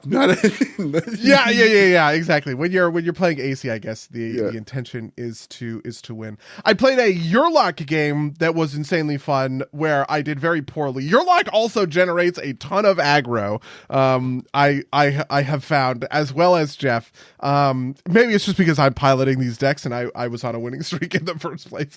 So I did not do very well with the Yurlok deck, though I did a couple of sweet, stupid plays, one of which was I played a Rite of Replication, and was basically just like, see guys, you have to keep me alive so that you're drawing all these cards and generating all this mana. And then everyone was like, no, go fuck yourself, and they kept attacking and killing me. And then Josh played the rabbits and had all of the rabbits in the third game, where he ripped a pretty commanding win with just these fucking rabbits. It was that deck, just like, you have to wrath. Your only answer, kill it. Kill the rabbits. Like, kill the rabbit. I don't think there's another way to. Yeah, exactly. I don't think there's another way to win or to play that. There was a very sweet. Josh had a truly sweet play, which was combining the thing that phases all of your shit out, so it like exiles it until the end of the turn, with a destroy all effect. So he was able to wipe the board and then phase in a truly heinous number of these fucking rabbits, and wiped the board of non-tokens and then blinked his own non-tokens to generate just even more fucking rabbits. And I was like, well, I guess that's that. So that's all the commander that we played. So nice. your deck's got a lot of action. Very happy. Very happy. I feel like there was more, but I don't really remember. We didn't play Dargo. I had intended to play the new configuration of Dargo because I really want to see how that deck works. But yeah. Well, we'll have an opportunity soon. Hopefully, maybe tomorrow. We'll see. We'll see if the weather holds. Maybe tomorrow, as long as the storm doesn't kill us tomorrow. I think the answer will probably be yes. Yeah. All right. So I do have a thing on my end. You told me that you thought that season 2 of Avatar was peak, right? Like that was your the Earth book. I think it's better than both the first and third seasons. Do you have any thoughts as to why that is? And any particular thoughts? The introduction of Azula is very important for the context of Avatar. So creating an actionable villain, like a villain who can do stuff and exert pressure on the plot, who is not Zuko or Zhao, right? The Azula's big thing is that she's very clever, which is typically good for a villain. Like, she's clever, she's manipulative, and then she brings her own little henchmen, like Mai and Ty Lee, which is good. The other big thing is that Zuko is undergoing his arc here. His arc actually happens mostly here, right, where you get Zuko alone, you get his conflict with Iroh and with Azula, and trying to resolve whether or not he even sees himself kind of like going back and forth with the Fire Nation. Obviously, spoilers, but he ends that arc in a pretty dark place, which is just so devastating, right? But it's it's the end of the second act, kind of lowest moment, piece of the puzzle, sort of all of the rest of that. And then the final piece is really Toph, I would say, where I think Toph is the final piece of Team Avatar, where she brings this just like balancing force where she can tell jokes and do fun stuff, but also isn't stepping on sort of Sokka. Aang kind of has upbeat jokes. Sokka is like sarcastic or whatever. Anyway, all of that stuff combines to make the second season of Avatar excellent. So yeah. Wrong. The answer is that it's literally The Empire Strikes Back. That's literally what up to and including. You think it's literally The Empire Strikes Back? He goes to the weird, funny, fucking mystic, God, and has to leave at the last moment because his friends are in trouble, and has to lose the call to go, and it is just so much Empire Strikes Back. That specific moment does mirror The Empire Strikes Back pretty no clean, but it has that whole ending, right? Like, it looks up and then everything goes to shit, right? Zuko being on the other side is the equivalent of Han being frozen in carbonite, right? Like, it is, there's some really obvious things here, like Fire Lord Azula is played by Mark Hamill, right? There's a lot of little things here, right? But literally as I'm watching, I'm like, this is The Empire Strikes Back. Especially once they hit that end sequence, I'm like, this is Empire Strikes Back. Is this literally just going to be Empire Strikes Back? It's literally just Empire Strikes Back, right? Of course it's peak. It's Empire Strikes Back, right? But no, you're absolutely right. Here's the funny thing. On an instinctive level, I want to agree with you, because I think of, The Empire Strikes Back and Star Wars as being these foundational story. This is when I make this point that Kung Fu Panda is Star Wars A New Hope, sure, but done better, I could go that route here. But I actually just don't think it doesn't map cleanly enough to be accurate, right? Sure, Aang does this one moment that is a similar moment to The Empire Strikes Back, where he flees from the mentor to go help his friends, and but his arc is essentially Luke's arc, right? He is he is the chosen one that is of this lost kind of like mystical, line of people that don't exist anymore because of the evil empire, right? And he has to like learn how to actually be that. And that is his arc. And the end of Empire is him prematurely rejecting the call because his friends are in danger, right? Like because, and it's not perfect. It's not one, and you're not wrong, right? The thing that bothers me is Zuko, the operative character in the end, the operative character towards the end of the second book isn't Aang, it is Zuko, right? Sure. It is his arc. I would actually make the case that in kind of the same way that like, Mad Max Fury Road is Furiosa's story, but Max is the protagonist. Book 2 of Avatar it's Aang's story, right? But Zuko is the protagonist. It's his growth that defines kind of the plot and where things are going. And all of the stuff at the end of that is about Zuko. It's not about Aang, which is completely different towards The Empire Strikes Back.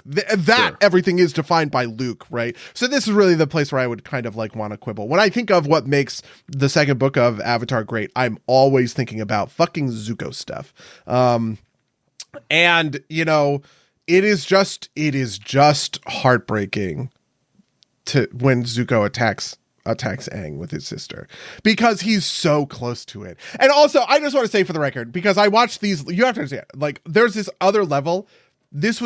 I did not binge this, right? We watched these live when nobody knew where any of this was going. And there had been such a long-standing fan theory that Katara was going to use that special water to heal Zuko's scar. And Zutara was a very famous ship at the time. I guess it still is, to be honest with you. I prefer Zutara. I kind of think Aang sucks. Or not sucks. He's just like...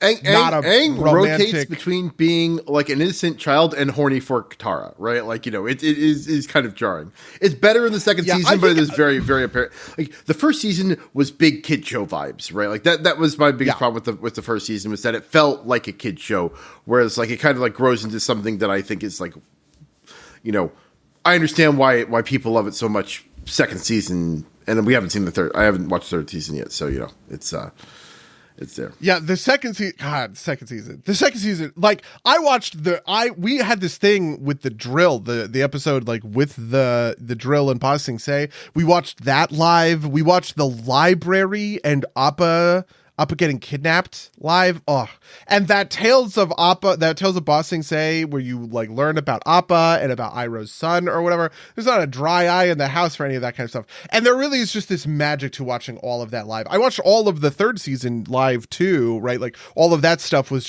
it was the new episode of Avatar. We watched the whole thing, whatever, Day of the Black Sun, Sozin's Comet, all of the stuff that is foreshadowed and comes to whatever conclusions. No spoilers, obviously, for your sanity kind of thing. But like all of that stuff, we watched that live too, but just nothing hit the same way that just like every episode in the back 10 episodes of book 2 was like such a thing. God, Zuko going on the date with the tea girl. Are you kidding me? Oh. Anyway, so yes, all of that is why the second season of Avatar is like such insanely good television. No, I agree. And like, this is the event, like, the reason that, like, I think it's more of a yes and than like a no, it's not like the one plot is Empire. The other, like the Zuko plot happens because it's a television show, right? Like, and not a 2-hour movie, right? Like, yeah, absolutely. In a certain sense, the Zuko plot is like Anakin. Yeah. Right? Like, it's kind of like if you would put, the prequels on top of whatever else, like Zuko's anguish is pretty fucking real. Yeah. And he has this kind of moment of not quite redemption, because he doesn't really get there, but he gets so close is the part that is just like so heart-wrenching. I mean, we were all there when it ended and we were all just like, where does it go from here? Where does he go from here? Like just that question is so tremendously brutal. And then obviously Azula lightning striking Aang in the Avatar state. That's Empire Strikes Back feels, right? Yeah. Like, I don't know. One of my fundamental kind of problems is the thing that like bothers me is that like lightning to me is always like an air element rather than the fire one. But that's different universe, different rules. It just kind of always hits me the wrong way. We still haven't gotten the Chekhov's gun firing of Zuko. I assume Zuko redirects lightning at some point. I thought that was going to happen at the end of this season because Iroh teaches him how to redirect lightning.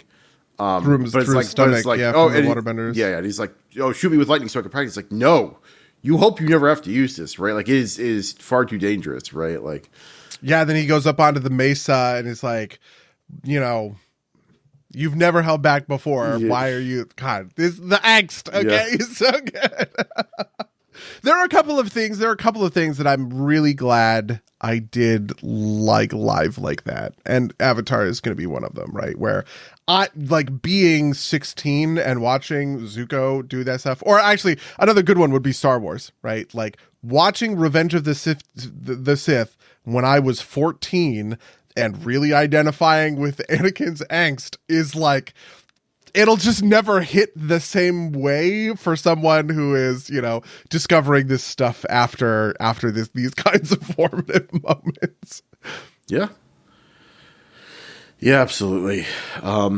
What else? What else happened in Europa? So I understand that you went to Budapest. Yes. And From Budapest to Passau, stopping in Bratislava, Vienna, Krems was just and Linz. We only stopped in Linz, or rather, we stopped in Linz, and we decided we took one of the options we could do is go to Czech Republic for a day, go to Český Krumlov, which is in an old city. Basically, the things I learned. Well, first of all, I didn't really think about it until like the second time I heard it. Is like, oh, this is all the old Austro-Hungarian Empire, right? So, yeah, two things I learned. Everybody really loves Empress Sisi, who was like, a queen at some point. And everybody hates the communists, right? Which is great. Like,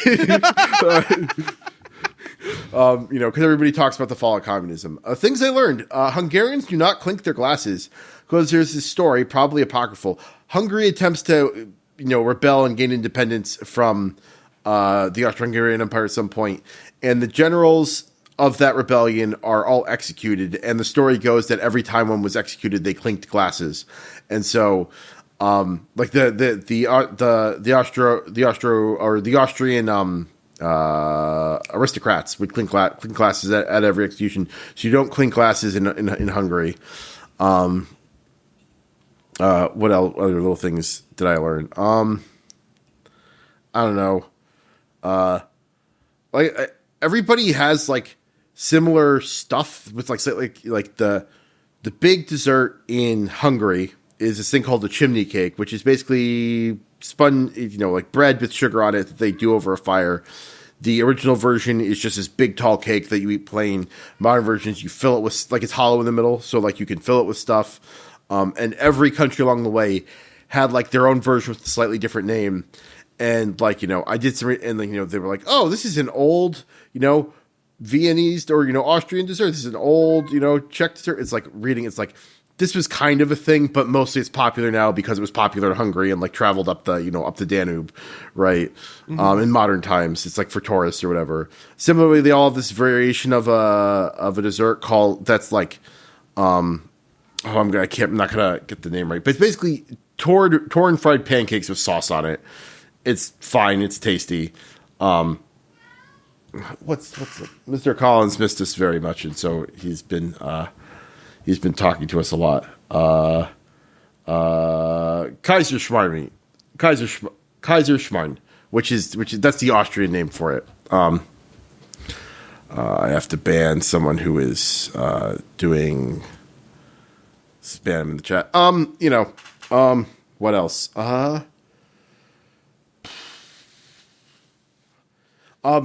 I did play a couple games while I was on vacation. I played some Gigasword. I am sorry, buddy. It's not my favorite game. Did you crash out on like the first 8 minutes of cutscene or whatever? This is what most people have told me. There's this like really early, incredibly long cutscene that you can't skip through. I almost did. No, the thing that actually crashed me out was the game actually crashed at some point. And I lost a bunch of progress. I was like, I am not enjoying this enough to redo it. I think the problem is it is trying to be kind of like Dark Souls and like the big commit to moves, but it mostly feels clunky, and I found it unsatisfying and unintuitive to kind of like get all these moves to work around some of these enemies, right? Like the like the shielded knight, I could never get the rhythm down right to either break the shield or fight through it. I just kind of felt like I just ended up spamming moves and hoping I would get through it. And I had enough built up power that like I could usually make it work. But like the bosses didn't feel particularly difficult. It just felt like, I gotta have to learn the pattern and hope that I can live through the couple of things that I find hard to deal with. Sure. And I also didn't find the story compelling enough to want to push through and finish. I got pretty far, I think. Like, I had most of the powers on the sword, and I had just found the statue, and he was like, she looks familiar. I'm feeling something. And then, like I said, I think the player the player position desync, the error message I got was something player out of bounds or something. I had noticed that when I was looking at the map that I didn't appear to be in the place that I thought I was supposed to be. So I think some desync issue happened there, but it was one of those things where it's I know, it crashed out and I know I hadn't saved for a while. So it was I don't want to go through. I totally understand that. Listen, I've been there a million times. That happened with you in Avowed, right? Yes, I keep meaning to go back to Avowed because of how that happened to me with Avowed, where I got a crash. It happened to me twice with Avowed because I was getting crashes when I was playing it through Game Pass, through the Xbox console. So I was like, well, I'm going to install this through Battle.net and see if that worked. And it did work, but Battle.net doesn't use the same save files as the Xbox console, which is a truly fucking insane decision, by the way. How the fuck did they arrive? I'm still mad about it. Okay. Well, so it's not and so I had to, you couldn't drag the file over. It just it could, I had to start over. It was a little bit more complicated than that. And there's some aspect of user error in this, sure, which is that I had to delete things inside of the save file in order to make it work. And I think I deleted the wrong thing. And I essentially corrupted my own save file by doing this because I was, this was on launch weekend. And I was reading Reddit threads where people were like, oh, I did it on the Battle.net client and it worked better. But in order to do that, you have to go into the save file and delete this thing. And I went in and I deleted the wrong thing, I guess. And it corrupted the file and I couldn't make it work. And then later when I was playing on Battle.net, I had another crash, and I just hadn't saved in a while. And I was like, fuck this game. I'm too mad. No, fair enough. But I do intend to go back. I will at some point, I'm sure, go back to experience Avowed and take a look at some of these things. It is funny because I never want to hold this kind of thing against a game, technical considerations like this, but it is the thing that makes me bounce off of a game more than anything else, right? Is just if I am not in love with a game and it presents me with some technical hurdle that is going to introduce frustration into my experience, God, how often do I just let it ride and I go, you know what, man, I can just go fucking play World of Warcraft and it'll be fine. So no, I totally feel obviously there's I would like to think slightly more principled stance where if I can't rebind the keys to work with me being left-handed, then I was be I can go do something else with my time. I don't need to give you my time or money. But I feel that. I have also been playing a ton of Arc Raid. Since I got back, I am almost not all the way. I am more through the progression again because on vacation I connected to shitty boat internet to download the update so I could send my guy off on an expedition. When I was in Switzerland and I was in a hotel and had like a slightly more stable internet connection, I tried to play a game and just like playing with the controller was so miserable that like I was just like, nope, I'm done with this. I got in the elevator, left, and it's like I'm just not gonna be have my 5 million and I only got 1 extra skill points instead of 5. But it has been fun going through everything again. But I think there's an interesting thing to happen here. I think the game has a water finds a crack problem, which is the optimal way to play Arc Raiders is to play pacifist. And the thing is they sort people into lobbies with like people. So like they will put pacifists with other pacifists, and they will put like PvPers with other PvPers.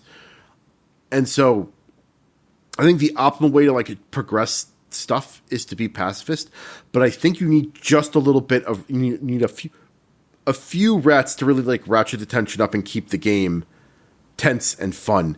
And I think there are too few rats in the pacifist games. I think they need to actively mix in more rats into the pacifist lobbies. I totally understand. I would call this the pitcher problem, right? Which is that in the game of baseball, if you have a perfect pitcher, then the game doesn't happen, right? Yeah. If you have a perfect pitcher who strikes out every batter, there's really no action or activity in the game. Like if you pitch a perfect game.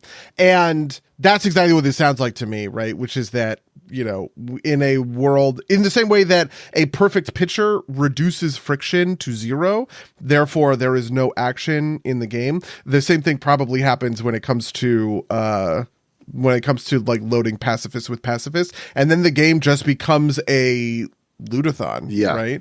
Where you're just running out. I actually think foundationally, this is part of what made I didn't quite clock this until later, but I think this is part of what made Sarian go so insane for Arc Raiders, because I know that he loves these lootathon games like Pacific Drive or anything like that, or Fallout, like games where you can just like sit there and you empty out some dungeon or something for every piece of valuable stuff, and you bring it all back to your base because why not, kind of thing. You just sort of obsessively hoard around these things, and Arc Raiders is kind of the sort of PvE version of that. Though I will say, this is not me throwing any shade, because Sarian is a true homie who hours before the expedition did hit me with a, hey, do you want a bunch of stuff? And so we logged on, and right now I am deeply tricked out because I didn't go on the expedition. I don't think I'm ever going to. And, because I only play with you guys and I haven't been playing all that much recently. And so he just tossed me everything that was epic, everything that was like crazy legendary, a gazillion blueprints, right? Just like, he was talking about how for a long time he was he was holding stuff in his inventory specifically because it was expensive, so that he could go on his expedition and hit the 5 million kind of cap.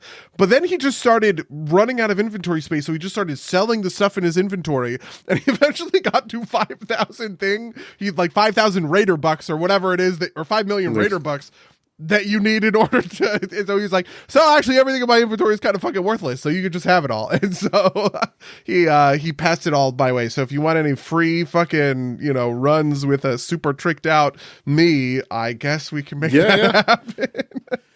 He also said to me that it was depressing how quickly and efficiently he was able to get things back together after, like, it was almost, because he had already mastered all of these optimal things and how to get all of whatever, just starting a fresh character doing all of that stuff put him so much further ahead than he had ever really expected. So yeah, no, I definitely feel that. Like, I am most of the way there, and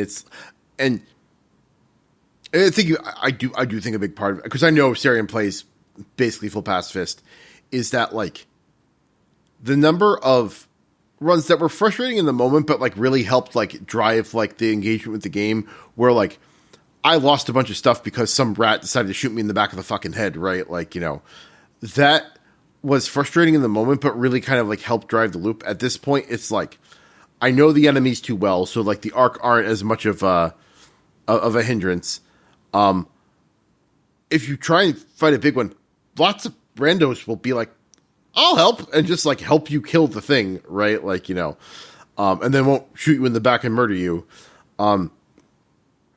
It's just basically, I feel like the thing I need to do is go shoot somebody in the head so that I get placed in slightly more PvP lobbies, but I will feel so bad doing that I don't actually want to do that.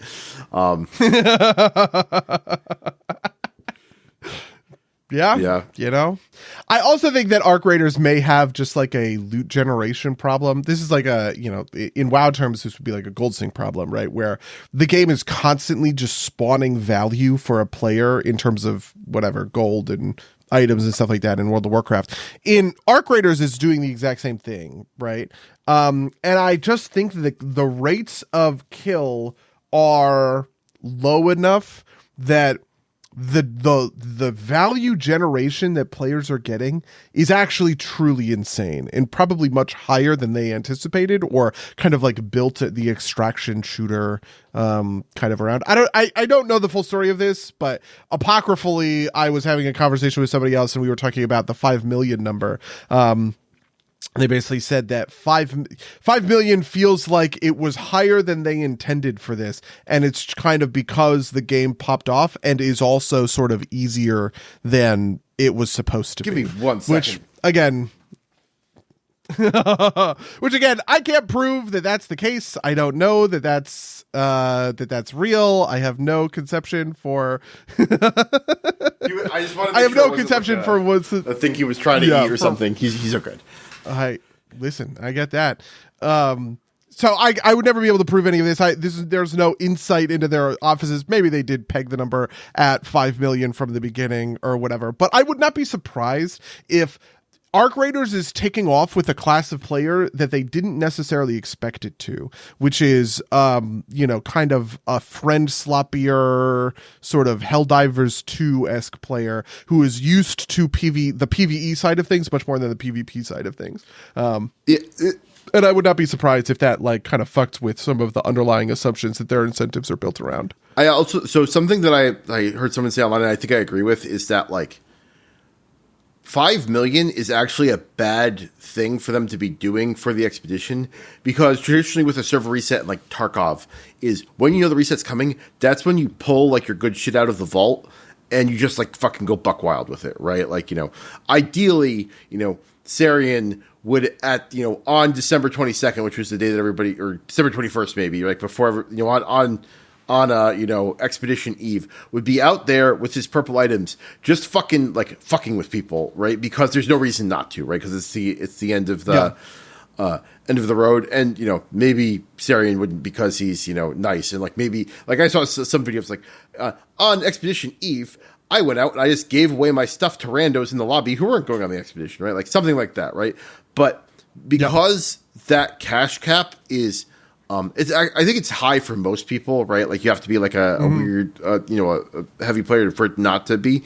It encourages people to hoard instead of playing with that gear, right? Like I didn't play with a lot of my purple gear because I was afraid to lose it. And the thing that's supposed to be the forcing function there is you're going to leave, and you're going to lose it at some point. Like you're going to just lose it by the nature of the fact that like a reset's happening, right? And with the expedition being the reset, you should have the freedom to go and do that. And I think so.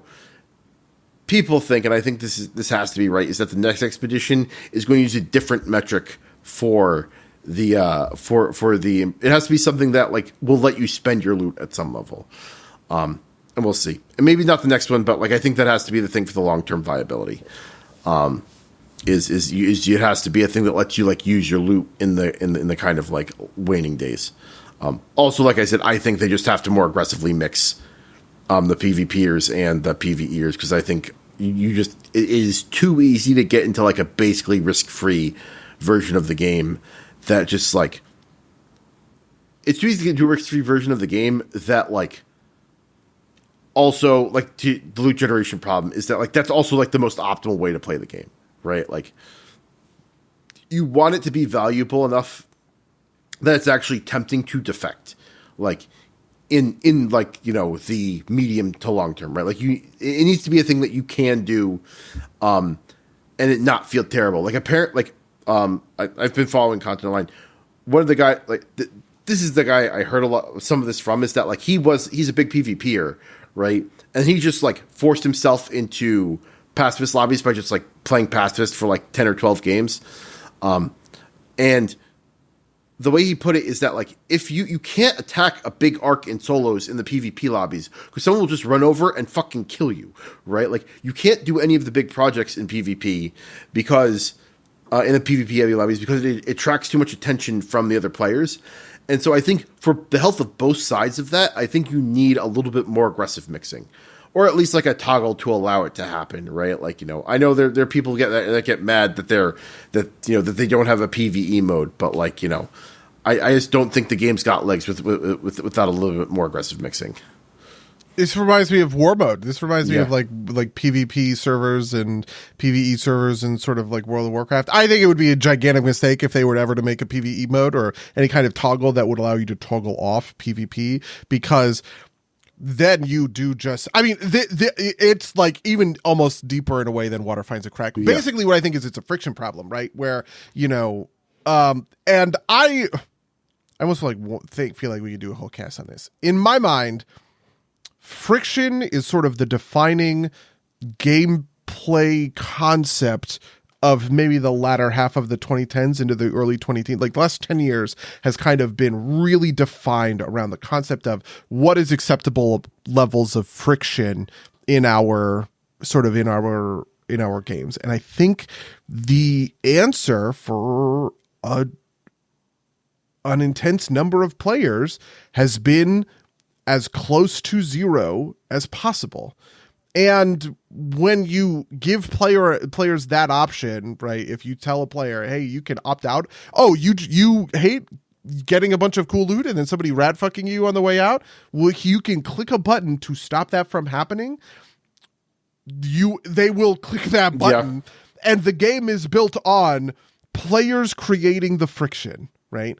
Like most of the friction that is going to be generated for mid to high tier Arc Raiders players is going to be generated. It's not going to be generated by the electric storm. It's not going to be generated by the Arc. It's going to be generated by the other players, right? When you get to that mid level, then I already kind of feel like I'm at, and I have not played this game all that much. The Arc are an annoyance. They are not a danger anymore. They kind of stop being friction. And the introduction of anything to sweep players out of that equation is, whoo boy, that would be terrible. Yeah. So I think I probably agree with your thesis is really kind of the bedrock of what I would sort of say. I also sort of think that in general, I'm really interested to sort of see what the longevity of something like Arc Raiders sort of looks like, because the progression over the course of one season is interesting, but I actually think it's going to be the progression over the course of like 4 that will sort of define the game in its sort of kind of like sum total. So yeah. I think part of it too is that like the loot depth isn't super deep. And like I think the second run is just not as fun as the first, and they need to inject some more stuff in that, or like maybe it's just kind of like I need to stop sweating for like a week or two. Like I actually think if it were me and I were diagnosing this, I would think it's actually probably something that they ought to have solved on the PvE side rather than the PvE side by introducing different or better or whatever enemies. So for instance, on the Helldivers version of this, Helldivers is doing does a similar kind of thing. But this is a PvE only game, right? And so the way that they solve these problems is they create new interesting kind of encounters for people to, all of a sudden the automatons have an AT-AT fucking walker that is sitting there spawning gigantic tanks that you have to kill. And that's crazy. Or now you have this giant bug sandworm thing that is going to pop out of the ground like fucking Shai Hulud, and you have a new big crazy boss to fight. Or we're going to introduce an entirely new faction, and they're the Illuminated, and they look and act like this, right? Like they solve these problems raw on the PvE side by making the encounters themselves sort of different. And my expectation is that it would be less fun to go back and do a prestige on a game where there isn't that that kind of a change that's happening. Yeah. That makes sense. And that like the Christmas event was happening, and there's like, the winter, the chilled stuff, which is fun, but there's not as much to stretch for, I guess is what I'm going to say. Right. Like, and maybe the addition, so they put out a second smaller battle pass, which chewed through most of my excess credits. I think maybe that's part of it too. I'm glad they put a cap on the credits, because that means that like the next pass, the third pass, I will actually have to play to get credits for, and so I'll have something to play for. And they also added some little things like if you cap out credits, like I'm capped or I'm close to capped on credits, and there's this, you can buy things with those buy like just normal items with that credits in one of the vendors. Oh, that's cool. So it's like a reason to kind of keep like pushing that kind of stuff. I guess Trials is the other thing. The problem is that I played so much the past 2 or 3 days that like I've kind of like played myself out a little bit too much. So probably going to take a break. Probably going to boot up Kingdom Come Deliverance 2, which is like the thing to Hey, listen, that's Hungary, right? Yeah. Isn't that where that's set? Or Bohemia or something? Yeah. I mean, that area of the world. Yeah. Somewhere in Central Europe, if that is a political thing that exists. Yeah, I feel that. Yeah, it's interesting because I've been playing a lot of Battlegrounds, which just had a seasonal reset. Battlegrounds for all of last season, I told myself I wasn't going to pay into it. So the thing that Battlegrounds does is you buy the pass. So at the beginning of the match, you get 2 heroes to choose from, but you can get 4 if you buy the pass. So you can just like choose your introductory hero a little bit more effectively. And you also, it's actually technically 5 because you get a free reroll every game. So normally you get these reroll tokens every once in a while, and now you essentially can just reroll for 0. So you could always reroll one, like your worst hero, to see if you can get somebody like cool or interesting to sort of play. And I feel like this has been the pattern for me for the longest time, which is I'm playing a bunch of Battlegrounds. I'm like, ooh, this is actually great. And actually I'm having a lot of fun. I might as well buy the pass. I'll get all the stuff. I'm already like max level or whatever, and I'll get to choose cooler heroes kind of thing. So I bought the pass kind of at the tail end of the season. And then what happens is in the new season, I buy the pass and then I never fucking play. I just bounce off of the season sort of entirely. And I felt that happening to me pretty quickly in sort of the new season. And I was very annoyed that I was like, I'm going to waste another $20 because I bought the pass on day 1 because I didn't want to lose access to the 4 heroes, and I was already in the thick of it and playing a lot of Battlegrounds, so I'm just going to keep playing fucking Battlegrounds. But then I was having, I don't think I came in the top 4 in a lobby for like 25 fucking games. I just could not get the new sort of strategies around. But I have now, in fact, gotten multiple first place finishes with the new patch, and I actually think I like this patch better than the previous patch now that I've kind of like figured it out.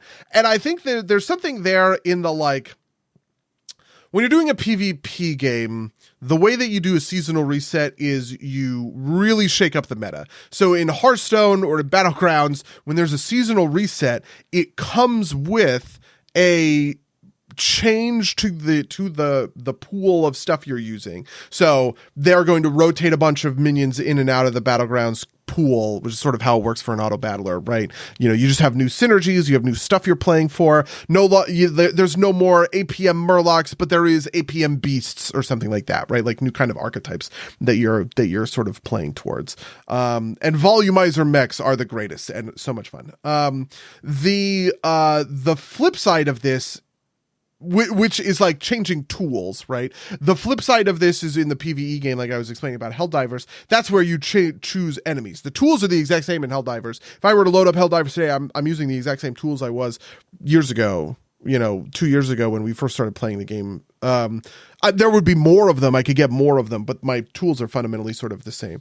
What I feel like maybe the expedition in Arc Raiders is kind of missing is actually either end of that equation. You can imagine a world where you do your expedition, but all of the weapons are gone that you used are gone, and they have a whole new set of weapons that feel and play completely differently. And maybe now you have gray shotguns And I don't even know how I would Sure. even conceive of this. Like, but like new consumables, new whatever, like tools that I am using in order to win are completely sort of different. This is like the Battlegrounds version of things, where in order to get first place in lobbies, I need to understand the tools that I have at my disposal better. Or they needed to do the thing that Helldivers does, which is to completely change the stuff you're fighting against. And so adding in new factions or changing the arc or any of those kind of other kinds of things. I kind of feel like they probably did too little on either of those fronts. But also at the same time, I don't know, man, it's a new game, you know. Yeah. Maybe they just need time to get there. No, I agree. And I'm not like, I don't hate it or anything. It just, might be taking a little bit slower. I think maybe the I think you could have done that would have been a little bit easier. And this is the thing they did. So you can already start putting towards the next expedition, and the upgrade materials are the materials to go on the second expedition are slightly different than the first ones. So okay, like my thought is like you could if you randomized part of the upgrades, you couldn't. Part of the issue here is that I know that I'm going to need, X number of like fried motherboards or whatever to hit the next step in like the next upgrade of my workshop, right? And so when I found them out in the world, right, in the first time around, I sold them or deconstructed them for parts, right? And when I hit it, I was like, oh darn it, I have to go find another 3 of these, right? Which was a reason to keep playing. I found those 3 motherboards, right, like early on, and I just kept them in my bank, so when I needed them, I just had them. Which I actually think is like a problem, right? Like, and I think maybe if you semi-randomized the upgrades for each person so you didn't know what you had to get, that would help. Although I think maybe you just have people hoarding bunches of items. I think it's part of the problem is that, like, there's not as much drive to kind of, like, replace stuff. And part of this is that, like, is the pacifist lobbies, right? Is that, like, if you were churning loot faster, then you have things to spend your loot on. If you're not, then you just kind of have loot, right? Like, you need a reason to churn loot, and historically, like, and sometimes that happens with the arc, right? Like, if you bite off more than you can chew, with certain arc, you'll get a reset. But like, as you get better at the game, that's less of a problem, and so the thing has to be other players, right? And part of the problem is that, like, the loot, I don't think the loot pool is deep enough to kind of have bigger chases. That's part of it too, but it might get there. Do you think Marathon is going to? I mean, we were talking a little bit about Marathon while you're away. Do you feel like they have a good solution to this problem? I think part of the solution to the problem is that Marathon and Bungie do lore very well, and so that's going to be enough of a driving force that, like, Marathon specifically has deep lore, and I trust Bungie to be good with lore. So, first of all, I think the loot's going to be deeper, and second of all, past the loot grind, diving for more bits of lore, I think is going to be compelling enough on its own that's going to not be a problem. I have also, from people who have been in the earlier tests, they said that, like, Marathon's a lot more PvP oriented than Arc Raiders is.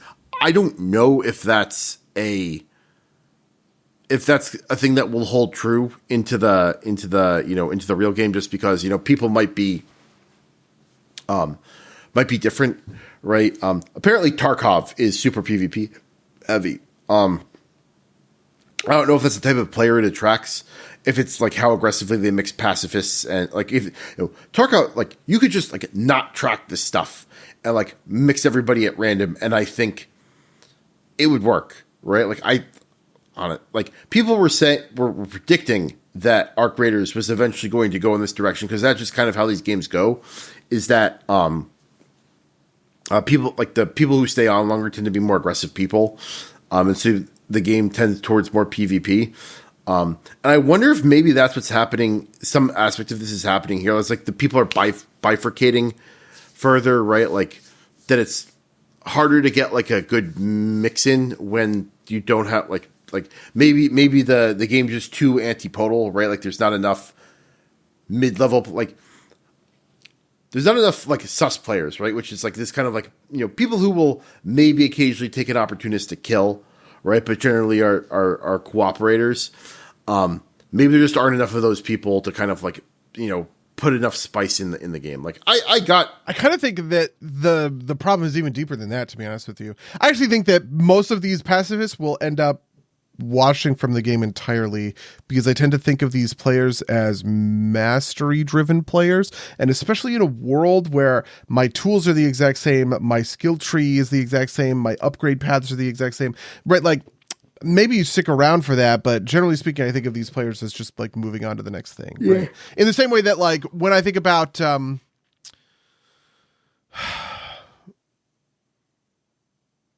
maybe Warhammer, Total War Warhammer 3 is a kind of an okay example. When I play a new DLC character, I play that character and I am figuring them out. I'm trying to go, okay. Oh, I see. And then this currency. All right. And so, and then your upgrade path, you really upgrade these units. Okay, cool. It's pretty rare that I end up going back to a character that I have played before. There are like 5 of them that I have run. I mean, maybe like 3 of them that I have beaten multiple campaigns on. Like, I think I've beaten Deathmaster Snickitch, so that's Skaven Eshin, Orion a million times. I've played, Wood Elves, obviously. And maybe those 2 are it. I don't know that I've ever beaten the game with another character. Normally, I'm trying to find like a new thing so that so there's some discovery, something new to learn and figure out and all of that kind of thing. And my expectation is that these are the kinds of players who, when they run out of the upgrade tree, they just churn and they're going to go off and do sort of whatever else. PvP players are not players who I think are motivated in the same way. They don't care. They are there to win and for the competitive thrill of winning. And so, I would not be surprised if the aggressive players stick around, because that's kind of the point, is they're playing for the PvP side of the game. Yeah. And maybe the PvE players washing out kind of helps solve this problem, right? Like, that, you just naturally get some more mixing. Cause I think there is like, I think part of the problem is that like, you want to be like, the way I would ideally like to play, I think, is the person who is pacifist but is willing to throw down if someone wants to throw hands, right? Like, but like you need someone who's willing to throw hands. Like, I'm never going to be the guy who shoots. Ryan is never going to be the guy to shoot first.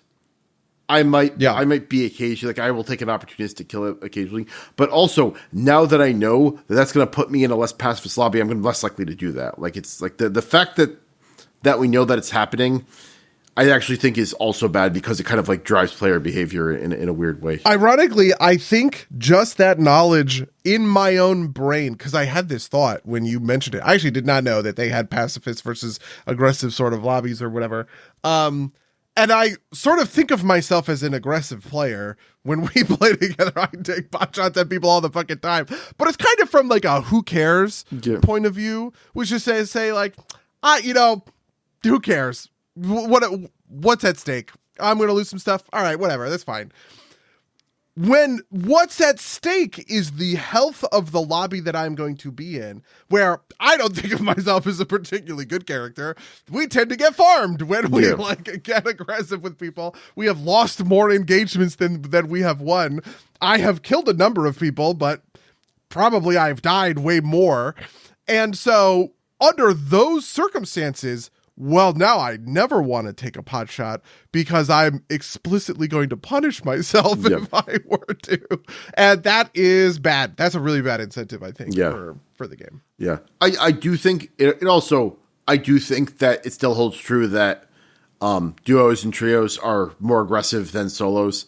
That's fair. Or rather, you are more there. I think there's more variance in the duos and trios lobbies, right? Like, I think the solo lobbies have kind of self-segregated into like hardcore PvPers and pacifist realms. And I have heard that there are like sus lobbies, which is like people, which is kind of like that have people who are paranoid. Like, the last round I played, I heard shots, I heard a flare go up, and I ran into the room, and the guy was like, all like, sorry, I just couldn't take the chance, right? Like, I'll pull you out, right? He didn't finish the guy. He just like, just didn't want to take the risk, knocked him down, and like let him leave because you can leave while you're downed. and let him leave, and you actually escorted him out. I think that type of player is the type of player like is kind of like this like mid-level player, but how are you gonna like? I have since the expedition I'm like level 30 something now. I think I have gotten ratted exactly once. Mm-hmm. I got exit camped, and I was very annoyed. But like it was much more frequent before the expedition. So I wonder I wonder maybe it's kind of like a Christmas new blood thing, and maybe it'll sort itself out over the next couple of weeks. This is something else I was thinking. I was actually thinking of counter arguments. I was like, okay, so I made a pretty good case that the game is going to be dominated by PvP players, but I actually think that there's a pretty good counter argument to this, which is that is the PvP fun of rat fucking people motivating in the long term? I don't. Maybe not. Right? So, like, is it? If I don't think rat fucking is, I think honest PvP is, right? Like, okay, sure, yeah. Like when I think about rat fucking, the reason I'm thinking about it in these terms is because I'm thinking about like an exit, like hardcore exit camp. It's maybe we could do this, but it has never come up in our play where we want to exit camp somebody, or even like when we're like fighting somebody on an exit, we want to like loot them or anything like that. Because generally we kind of have our own sort of loot, and maybe there's like a predator prey dynamic. Like, okay, maybe I'm going to go in as a predator. I'm going to have really intense PvP stuff, and I'm going to wait for people to walk into the exit, and I'm just going to kill them and take all of their shit. I'm not going to do any of my own sort of like looting or whatever. But my bet is that that's actually not all that common. And I don't know, maybe these kinds of people also just sort of wash out because like there's not actually a lot of like skill or expression there, which speaks more to the other side of things. Like, yes, honest PvP, there is that skill expression, right? Where if you're in a PvP sort of lobby with other people and you're doing the kind of like, I'm on a rooftop, he's in a window, we're sniping, and then I try and get a good angle and displace all the rest of that I definitely see how PvP players are going to be attracted by that. But I don't know that I think that there are fundamental sort of like, in Magic the Gathering terms, we would call this like a Dave or something, right? Who just wants to rat fuck people with, like that's like beating the bot on easy. Yeah. And that's the only way you play the game. Yeah. Like, I just don't, I think you're right. I just don't think it's got enough legs, right? Like, to be long-term entertaining, but who knows? Anyway, who knows? We've run very long. We should probably wrap this up. That's true. We can wrap it. Well, if you would like to email us about any things we talked about on this podcast, you can email us at dirtgames@gmail.com or podcast@dirtgames.com. You can follow us at twitch.tv/dirtgames or youtube.com/dirtgames where these go out live. Rate and reviews wherever you find podcasts. All links will be down in the description. Buddy, do you have anything else you're looking to promote? God, I don't think so, because it's the holidays and I don't have anything new coming, so not yet. All right, but maybe later. Well, in that case, I will say until next time, dear listeners. Until next time, loyal listeners.